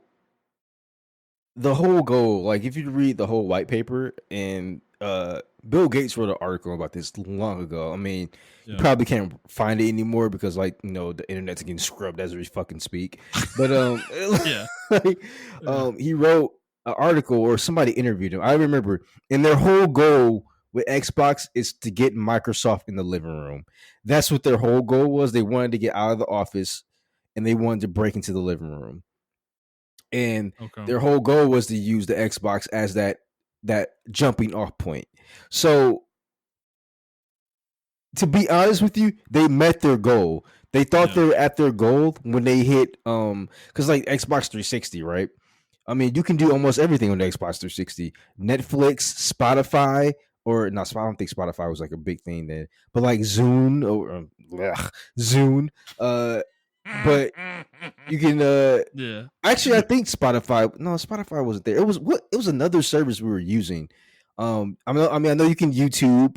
Uh, People were doing everything for their Xbox, and you know how Yeah. I remember because I used to log into my game, and I don't know if you Was remember on this the Xbox. SoundCloud?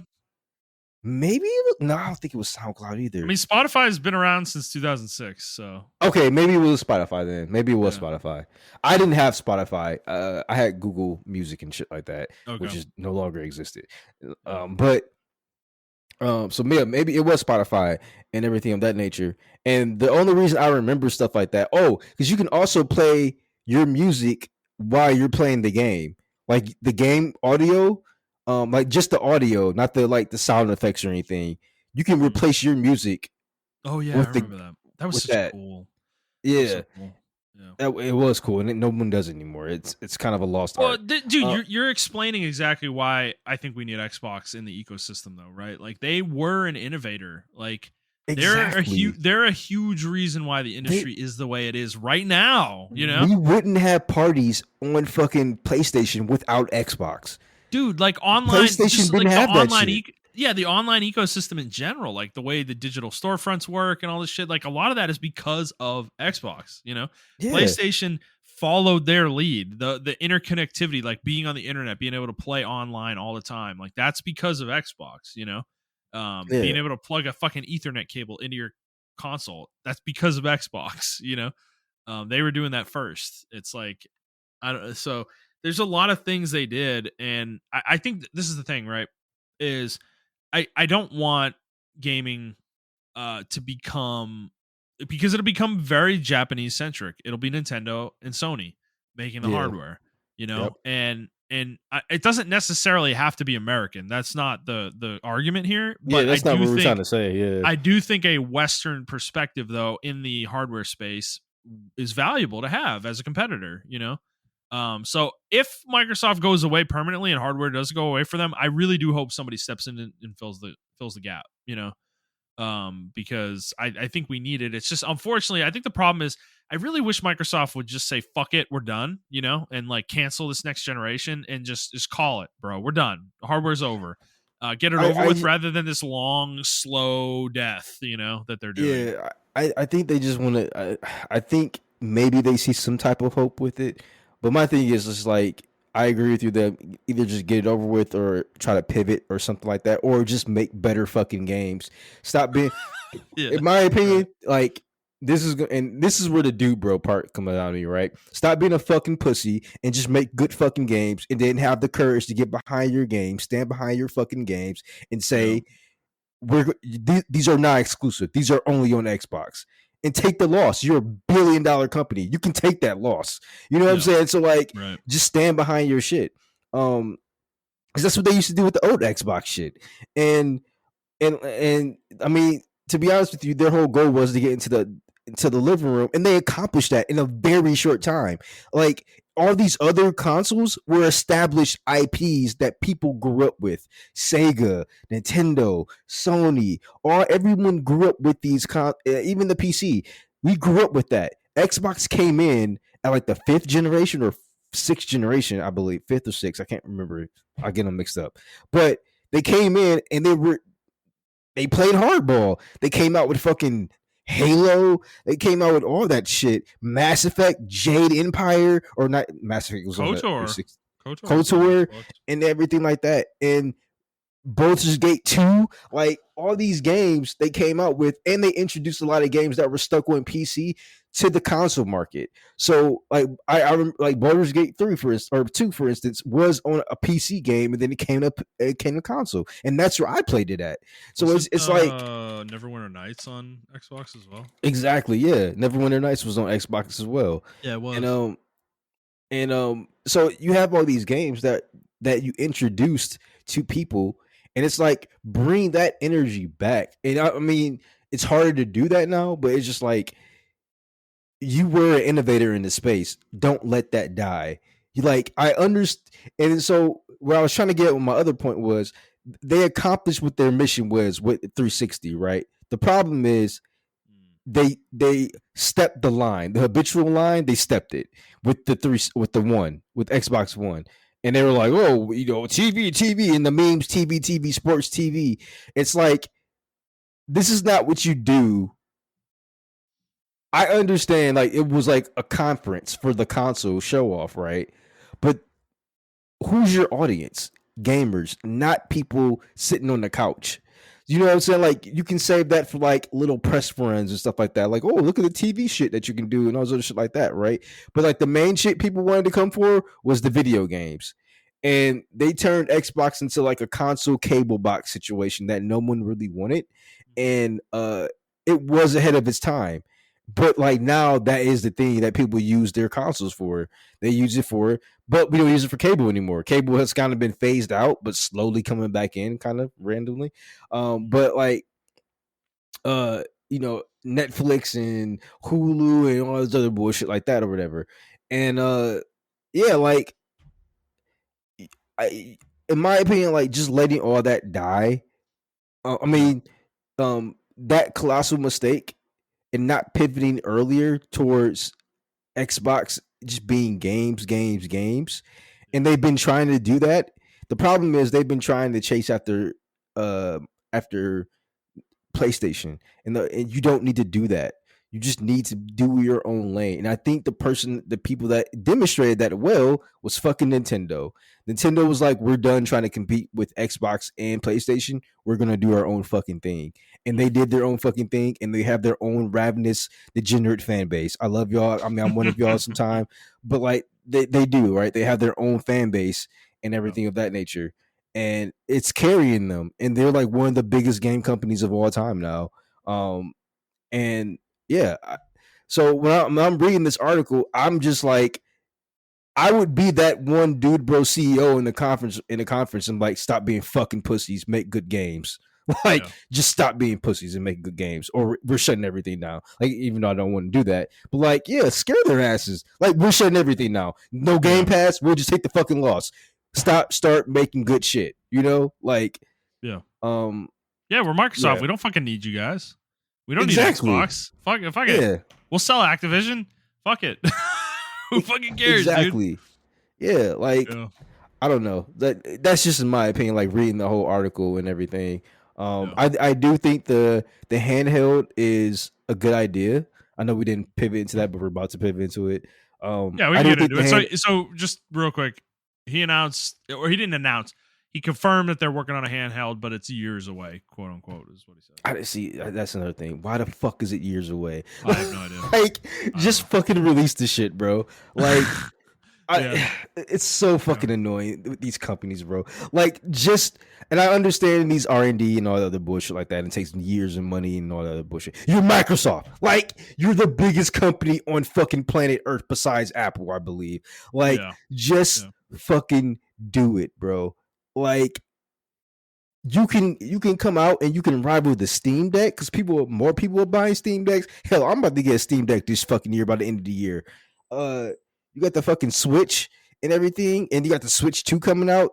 I mean, the only people that won't have a fucking portable is PlayStation. I mean, because it's tied to your home network or whatever. So it's like you can blow them out the water with that.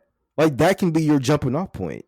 You know, like Right. I don't know. Yeah, Man. having this unified platform, if you do it first, I do think that would get people interested in bringing them back. But now, if it really is years away, then I think they're going to be releasing this alongside a new console potentially, and I think Sony's going to be there with them because Sony's working on a handheld now too. We know that. So Exactly. it's like you're going to end up competing against Sony again, where you like this was the advantage that the Xbox 360 had, and it's a reason why that generation went so well for Xbox. You know, is that they released first, they released early, and yeah, it was an issue at first. There weren't a lot of games, but once they got rolling, man, it did become kind of they had a lot of momentum for a huge part of that generation. You know, and it resulted in them having a very respectable showing in that generation. So I think having that again, you know, if they got the handheld out soon, like in the next year or two, and it was compatible with the next Xbox and could play the games that are on that Xbox as well. I don't know how feasible that necessarily is, but it's like, I don't know if you're waiting 2 years or more potentially, and then you're just going up against Sony's version of it. Like you're not going to get anybody. You know, I would think about it if it came out first, but dude, I'm gonna go PlayStation all the way if PlayStation makes a handheld, you know, like a Steam Deck like handheld. I'm definitely buying that. Are you fucking kidding me? Absolutely. Like this is like a dream. Like, dude, if you fucking told me like 20 years ago, you know, fucking what am I, 15-year-old Justin or 14-year-old Justin when I'm fucking playing like Tactics Ogre on the GBA, or whatever. And I'm like, man, I fucking love handheld gaming, bro, or playing Golden Sun or some shit. And then like 20 years from now, you're going to tell me I'm going to get a fucking PC level handheld. You know, they can play like the best fucking games you could imagine. I would have told you you're a fucking idiot. There's no fucking way, dude. That's like the same level of video game I'm playing on my current console. I would have told you there's no fucking way. You know, it's like a dream. That's like a dream, you know? So I think they both got beaten to the punch by Valve for sure. But the thing is, Valve's not eating into their sales, right? So they still have the opportunity within the console space to do this. Obviously, Nintendo did it first, but Nintendo's in their own little niche, right?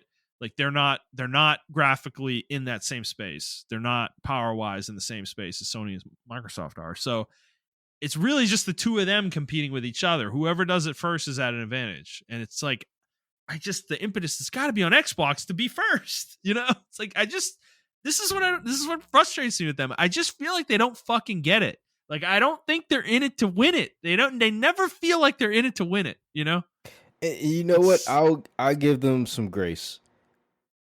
Maybe they just got lucky with the 360. They were lucky that the PS3 was a terrible. You're not giving them grace. You just fucking smacked them onto the mat. Yeah, that's right. Yeah, maybe I'll give PlayStation grace. Yeah, maybe because you were in the perfect situation, right? Yeah. Nintendo released the Wii. No one fucking wanted that console besides middle-aged parents who were like, "Hey, you want to come play Wii Sports with me, son?" And it's like, "No, Dad, get the fuck off." No, Dad, fuck off. I'm gonna go play real tennis, you fucking loser. Exactly. Besides, only game they had on there that I really wanted was fucking Monster Hunter Tri and Xenoblade. But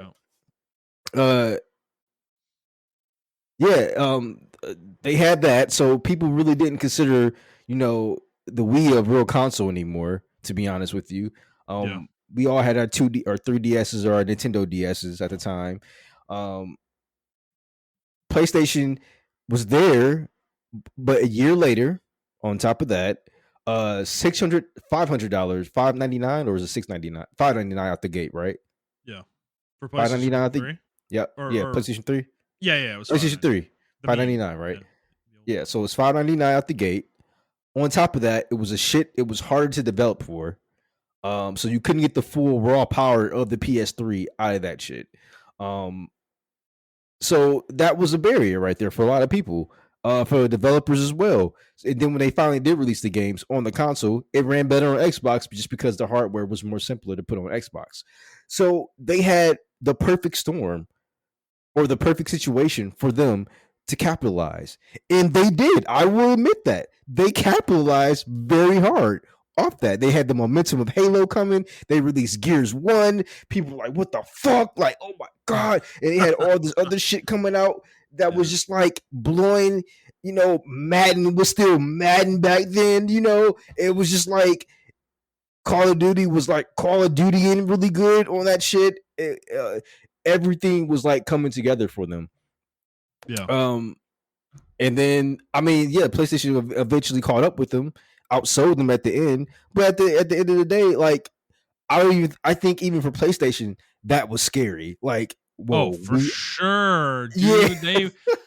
That generation for them was probably one of the worst periods Sony's ever gone through, right? Yeah, exactly. If they hadn't recovered the way they did, Sony might not even be around anymore, dude. It was that bad. Like, that was a horrible period of time for Sony, because that was when their electronics stuff wasn't working out as well either. Like, their TVs weren't selling, their fucking laptops weren't selling, phones weren't selling. The phones weren't selling. The movies was probably the one thing they had going, but even those weren't like doing super great or anything like that. So they were in a rough period from like 2006 to 2010, right? But they recovered at the end of the back end of the generation, and yeah, they ended up eclipsing Xbox somewhat. But I think even at that point, they probably, like, things were even, right? They kind of were both at an even point to work from, because they had about the same player bases.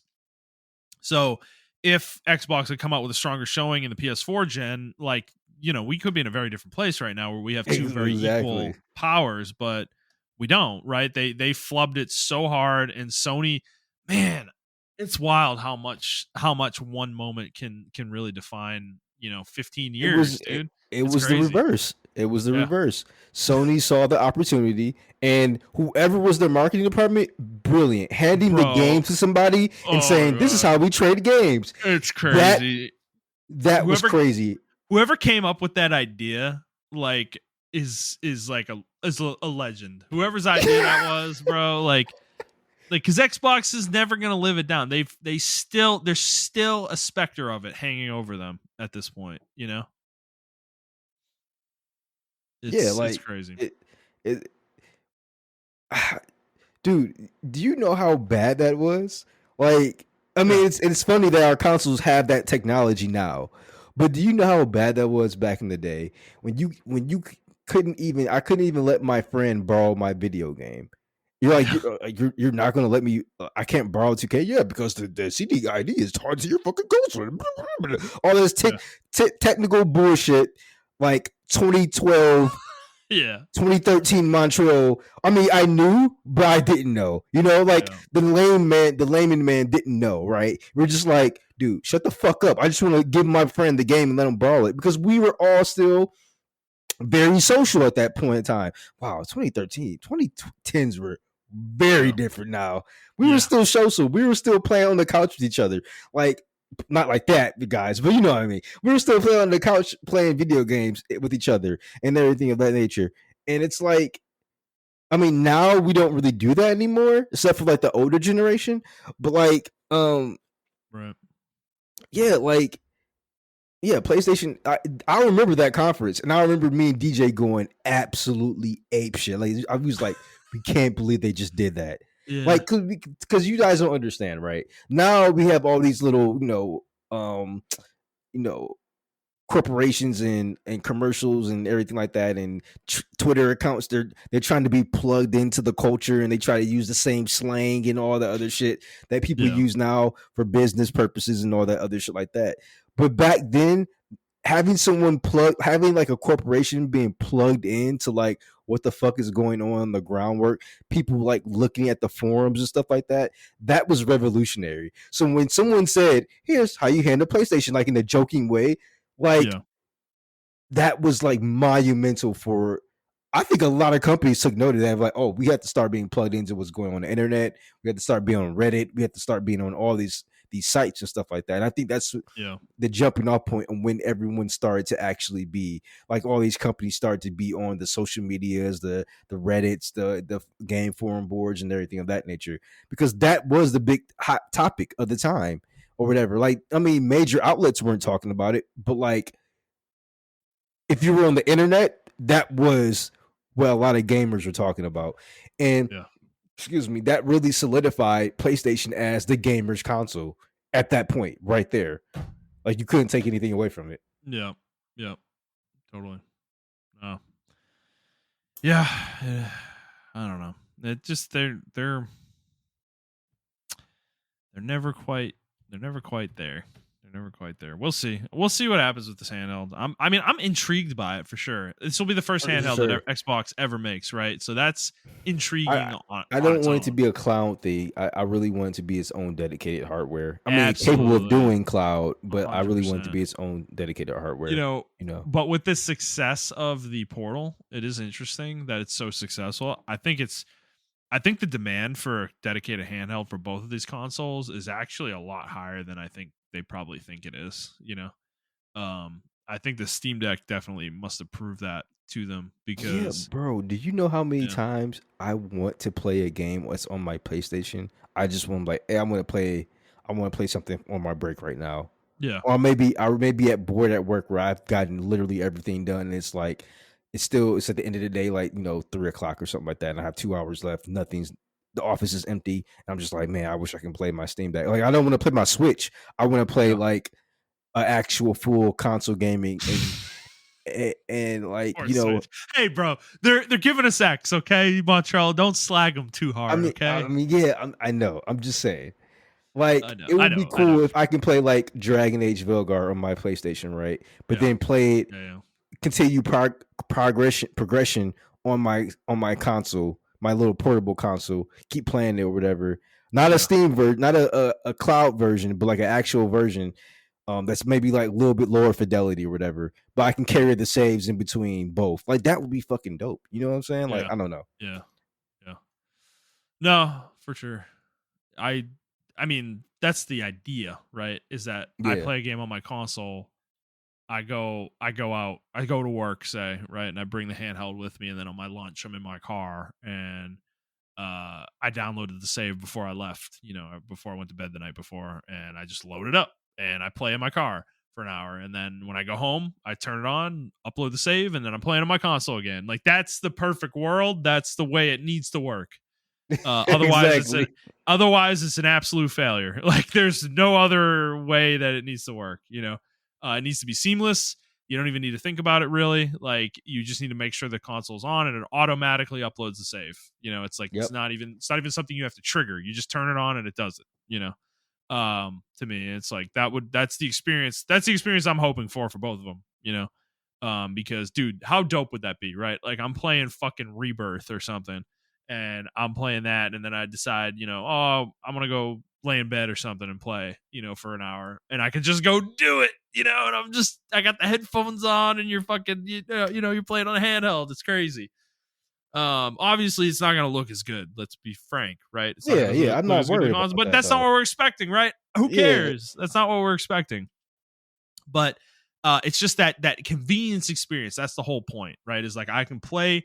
You're literally like, Xbox is always talking about play anywhere, right? That would be literal when you have the handheld. Literally, you can play anywhere. You buy this fucking handheld, you can play anywhere you fucking want. The marketing does it for itself. It's like I so obvious. I So would be hard pressed if they give me some kind of like docking station with it or something. Like, I just plug it back to my PlayStation, or I plug it to the back of my Xbox or something, and then like you said, it automatically uploads the save once I plug it in or something, and then I take it back up. yeah, Once I do yeah, that, and then it can just like flip to the theme like the Switch does with its docking station. yeah, But yeah, obviously it's a console. It'll be a console type situation with that. So I don't know. That's a dream. I mean, I know the technology is there. It probably just needs to be researched and developed a little bit. But yeah, yeah. yeah. All right, let's move on to our final story for the week, which is so this is a minor one. All right, most people probably aren't going to care about this, but there's a little game we mentioned it a couple times over the course of the podcast called Pantheon: Rise of the Fallen. It is an MMO in the EQ style, EverQuest style. It was originally envisioned by the original game director, I believe, game director for EverQuest. His name was Brad. I forget what his last name was, but his handle was Aradune, I believe. And he passed away a few years ago. So this game has been in development for, I believe, at least 11 years. The first time I remember hearing about it was from our friend Jet uh, at work, which I think it was 2013 that this is the first time he ever mentioned the game to me. So it's been going on at least that long. The development of the game is probably a little bit longer, maybe 12 or 13 years. So this game has been in development for a long time. It's been restarted a couple times from what I understand. They've had to redo a ton of shit. I think they changed engines once, and that was required a fuck ton of work. So this game has been in development for an insane amount of time. It had private investors at one point in time, and I don't know if those private investors are still involved with the game, but the game is going into early access. This was announced actually like a month plus ago, so we're late on this. Actually, I think it was 2 months ago, so we're late on this. But talking to our friend Jet, it got me interested enough to want to talk about this game, because I feel like this game is a lesson waiting to happen, unfortunately, because I don't some of the things Jet was saying yesterday made me like really kind of perk my ears up. He got on for like 15 minutes and was talking to me and Brad about it. And he said he talked to one of the developers of the game, because they apparently he's the other Discord he's in, which that's where he's been, I think, by the way, is the other Discord he's in is a Pantheon Discord with a group he plays with. And the developers know some of those guys, I guess, that he plays with, and talk to them. So one of the developers jumped in their Discord and like talked about some stuff, but it didn't paint the game. I'm not going to get into specifics because I don't want to, this podcast is public, so I don't want to like leak any information, right? But I just don't have a positive vibe about the future of this game, because the development team for this game is very small. I always thought it was larger. I thought it was probably like 50 to 100 people, but it sounds like it's more in the realm of 10 to 20. For Wow. an MMO is really Yikes. small. So that kind of explains why everything takes so long for this game. But they released a early access trailer, and man, oh, I don't know, dude. I look at it. I am like genuinely, I am interested in this game, like at a base level. Like everything just said about it, it sounds really interesting. They're trying to make a really immersive MMORPG. So that in and of itself is very intriguing to me, for sure. They want to put things in like weather where like you have to actually, like if it's really hot out, like your character actually could like overheat or something like that. Or if it's really cold, like you're in a mountain area, you actually need to like wear warm clothes in order to traverse that area safely, stuff like that. So they're trying to make a very immersive game. But this trailer they showed, I'm like, man, you've been working on this game for over a decade, and like this is what it looks like still. It's like the first comment in this Reddit thing that I put in the doc is quote, "Is this a joke? This game looks like EverQuest but is releasing 20 plus years later." And like it's a little harsh, but to be fair, they're not really that wrong, dude. Like if you look at it, it's like, man, I don't know. I mean, Jet would say like everything's not finished yet. Obviously, it's going to look a lot better when it fully releases, but which is probably true to a certain degree. But I mean, this is their first. This is their first like really public unveiling of the game. They've been showing the game a lot online. They do Twitch streams all the time and stuff. So it's not like this is any big secret. It's not. They're not hiding the game or anything like that. But I just don't think. I don't know. I don't have a good vibe with it. I'm not feeling very good about it. With a team that small, this early access like has to go well. Like I think they need a really strong and really large influx of players, I think, for this game to continue to move forward. I'm getting the vibe that they're not really like in the best financial position anymore. And I don't know. We'll see. This game, it's interesting because I think the game is niche. I think unfortunately it is what it is, right? This kind of old school immersive MMO is just not the flavor of the day anymore. It hasn't been in a very long time. World of Warcraft saw to that, obviously. But I think it could have wide appeal if it was the right game. But I don't think this is that game, unfortunately. So, I mean, Marshall, I'm very curious on your thoughts. Like, I know you know about this game. We've talked about it. Just talked to you about it, I'm sure. What's your thought process here? Like, do you see this trailer? Are you looking at this trailer at all? Yeah, I looked at the trailer. No. I'm very much. Some ways I am one way, and some ways are the other way, right? Yeah. Some ways I'm like out with the old, in with the new, and then Yeah. sometimes I'm like, actually we need the old to understand the foundation to make the newer thing better, right? Yeah. There's a place for like old school mechanics and stuff like that. Yeah. And I'm not trying to be mean to this team.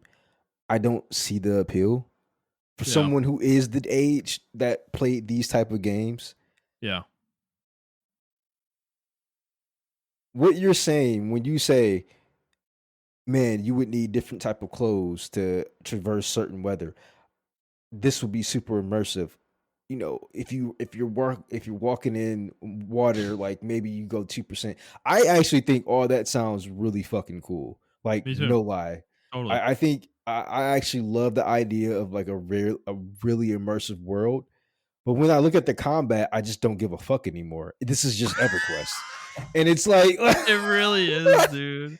It's dude, if you look at the end portion, hold on, it's like 410 or so. Yeah, it's around 410 on the trailer. It's like, bro, this looks so rough. When the character's in motion, it looks terrible. Like I just like I'm not a graphics whore, okay? Neither of us are, but there is a certain degree of like presentability that a video game has to have, though, to be appealing to play, And this is what I tell Jet and Brad every time they bring up playing EverQuest. It's like, bro, I'm not playing a game that looks like that. I'm sorry. I'm just not interested. It's like, and that's kind of what Pantheon looks like. Like, as much as the first person's being flip here, I don't think they're wrong. Like, it really kind of does look like EverQuest. Like, it obviously looks a little better than that for sure. But man, it kind of looks like if they remastered EverQuest. It's kind of what it looks That's like. actually a really good point. It looks like they Yeah, just remastered EverQuest, and I really wish they would have just fucking done that. Like, yeah, or like made an EverQuest 2.0 or remastered 2.5 or whatever the case may be, and introduce all these mechanics into like EverQuest or like an expansion of EverQuest or something like that, right? yeah. I mean, obviously you probably can't do that with like the engine and everything of that nature, but like I don't know. Uh, I really don't. I I really I don't know, man. Like I feel like a lot of the people in the comments I'm reading it looks like they're just huffing copium. I just awesome, happy to see you guys pushing through, and I'm just like you're huffing copium, bro. Like this is not. I would love a game where it was immersive as this, but with the gameplay of Final Fantasy 14. Yeah. Like that's exactly what I want. Like that's my perfect MMO. I don't want the theme park thing. I want it to be like a hardcore MMO, like Jet and Brad want. I want that. I just want better combat. Like I don't want. And when I mean better combat, I Right. don't mind hot key and hot tabbing, and tabbing and everything because Final Fantasy 14 is that, but it is way more engaged. At least when I'm a tank, I play a lot of physical roles, and it's Yeah. a lot more engaging than EverQuest. Right. Like Well, it's um, like I don't understand. This is what I don't get. Right? You can make a really immersive RPG, but why can't the gameplay also be like fucking awesome? I don't understand. You know? thank you. I don't understand the obsession with people. Like it's almost like the same thing with like turn-based RPGs or turn-based RPGs and like really deep stories, right? Like and game companies do it all the time. Like either you can have a really deep story and then like the gameplay is like turn-based or whatever. Yeah. Or you can have uh a really good gameplay, combat, but then the story is like lackluster or whatever. Like I Yeah. think Near Automata was one of those games that kind of like actually did both. They're like, hey, we're gonna do a little bit of everything, and Mhm. whatever. And it did a good job at that, right?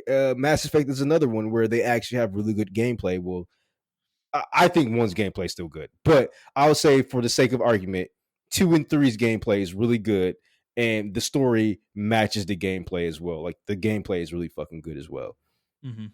So in like an RPG or whatever, and it's like I don't understand why we can't get that in an MMO as well.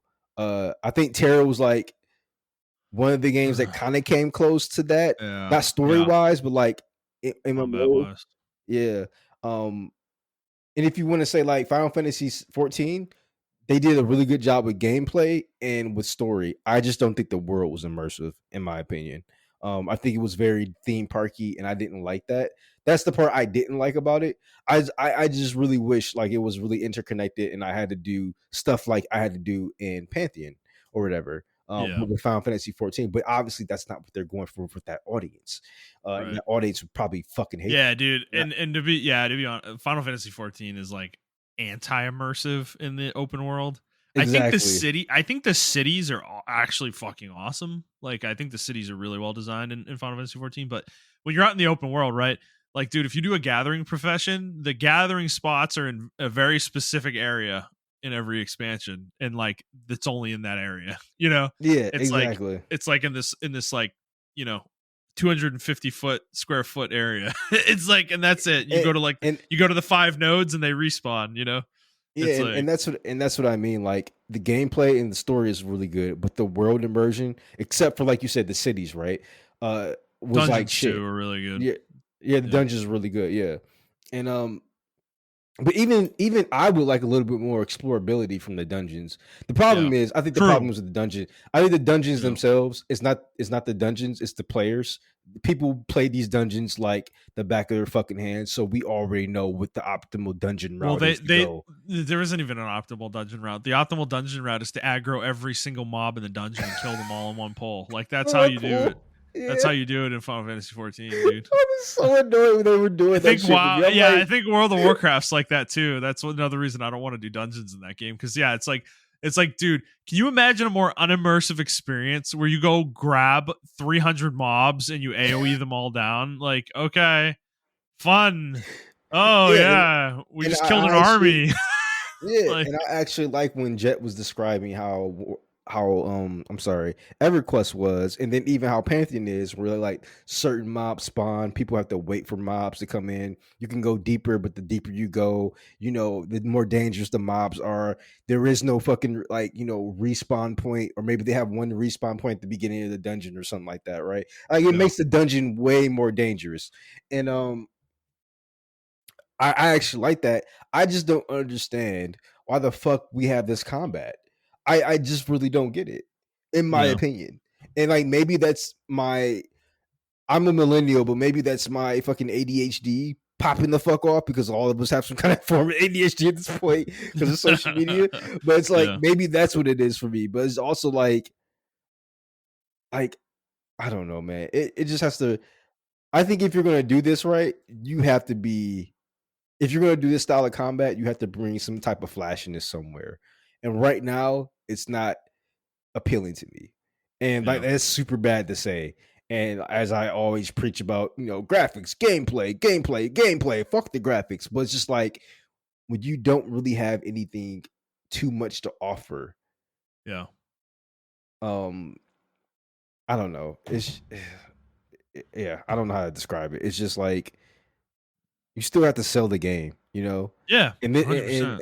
and I mean, the game's got to excite people when they see it, right? yeah. And this may excite certain people. Um, but sometimes honestly, when they're talking about Pantheon, I'm just like, all right, yeah, that sounds all cool and everything. But like, is it just hotkey tap, no Yeah, combos or I think it anything like is. that? I think it is. And Yeah, and uh that's what I do like about Final Fantasy.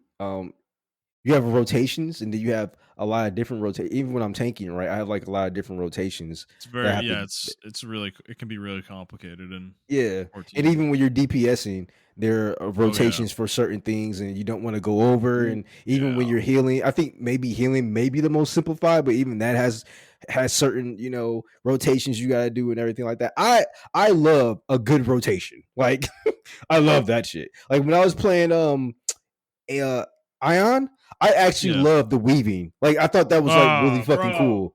Ion's the best tab target combat out there. If the community wasn't shit, if NCSoft wasn't shit, and I will say the game's We stuck with that game for a while because we were actually having fun. if the I'm not game gonna lie. yeah, well, if the game I think the thing is the game mechanically is not functional sometimes too. That's the other problem with Ion. It's like when you tab target, sometimes it doesn't actually target, like it doesn't switch your target, or Yeah, it yeah. doesn't feel very sticky. It can be hard to click on enemies sometimes. So that's the issue with Ion.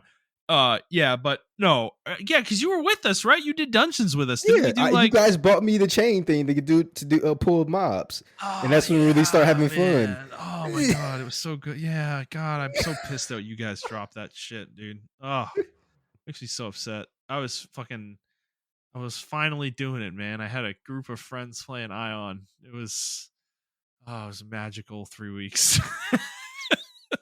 It felt like longer than 3 weeks, but I think it was three Yeah. weeks.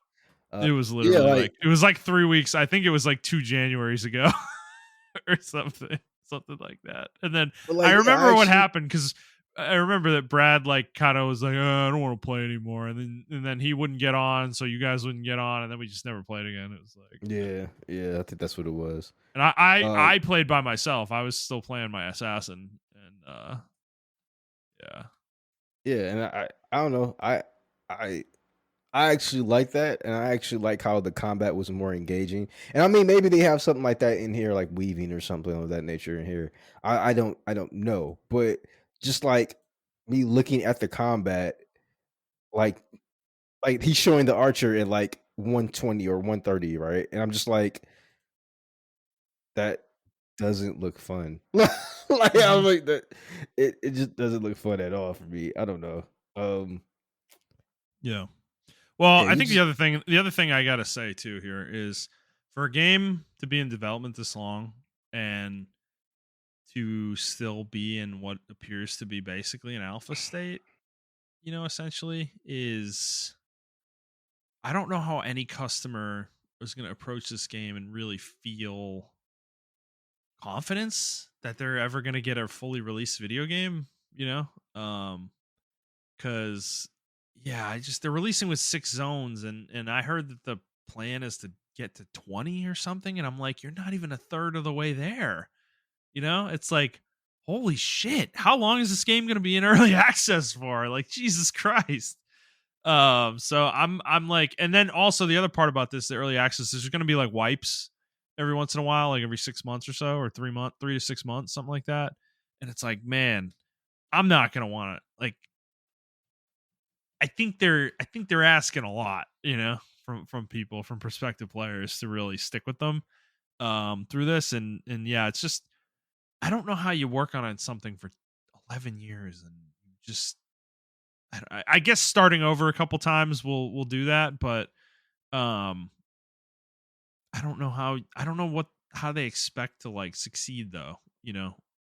It wouldn't be a surprise if a lot of their investors left them hanging, you know. Cuz I would personally, if I had invested in this game early. There's no way, dude. There's no way I'd still be around. It's like, are you kidding me? You guys fucking deliver the fucking game, you know? So I don't know.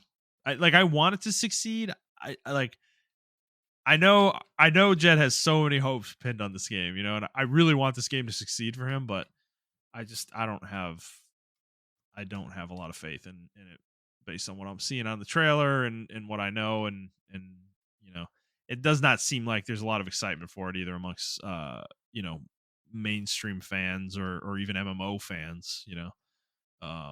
There's just a lot of, like, this Reddit thread is just full of people joking about the game, comparing it to Star Citizen, you know, calling it a scam, you know, and to be frank, I don't think those are unfair comments, you know, to call this game a scam. It's like, you've been making the game for 11 years publicly, and you've been charging people $1,000 for fucking access. It's like, and the game's years away from fully releasing. I would call that kind of a scam, you know. It's like, it's kind of a ridiculous situation. So I don't know. It's not much more to say about it. I'm Yeah. still like, I'm considering maybe giving it a shot when it comes in early access and trying it out. I don't want to pay $50 for it. That's the problem. Like, I if it was 20 or 30, then I would think about it. But I'm not sure I want to pay 50 for this when I know my character's going to get wiped. I'm not sure the game's ever even going to come out, you know. So, but it's I can see a possible world where the game's really immersive and maybe it sucks me in, but it's just, at the same time, at a certain point, I'm gonna hit it. I'm gonna wake up one day and I'm gonna be like, why am I still playing Pantheon? Is this game even gonna come out? They're gonna wipe my character. Like, why am I investing so much time into this? It's gonna be like one of those situations, and that's sad, you know. So, um, anything else you want to say on it? No, I mean, I hope it's successful, but I was just being honest with my critique of what I saw so far, and Yep. yeah, I don't. It doesn't look appealing to me, and that price point for $50. Maybe like I said, if it was 20, like you said, 20 or $30, I would invest in it. But Yeah. if they have like a guest pass they can give out to like some of the members, I would do it. Yeah. Um, Sure. but Totally. like, yeah, I'm not paying $50 to play that. I'm sorry. Yeah. So, all right. Well, Montrell, that's all we got for news. Is there anything else you want to talk about today? Nope, that's it for me. All right, let's get the hell out of here then. Guys, if you like this episode, please like the show, subscribe to the show, and review the show on whatever feed you're listening to it on. And please subscribe to us on YouTube. If you'd like to interact with us on Twitter, you can do so at iTrap for the Hokage for Montrell. That is the number 4, not the word. I'm at ThunderNut01, and the show is at The Player's Take. If you'd like to send us a question, you can do so on Twitter, or you can send us an email to theplayerstake01@gmail.com. And that'll be it for us, guys. We hope you enjoyed this episode, and we will see you next week.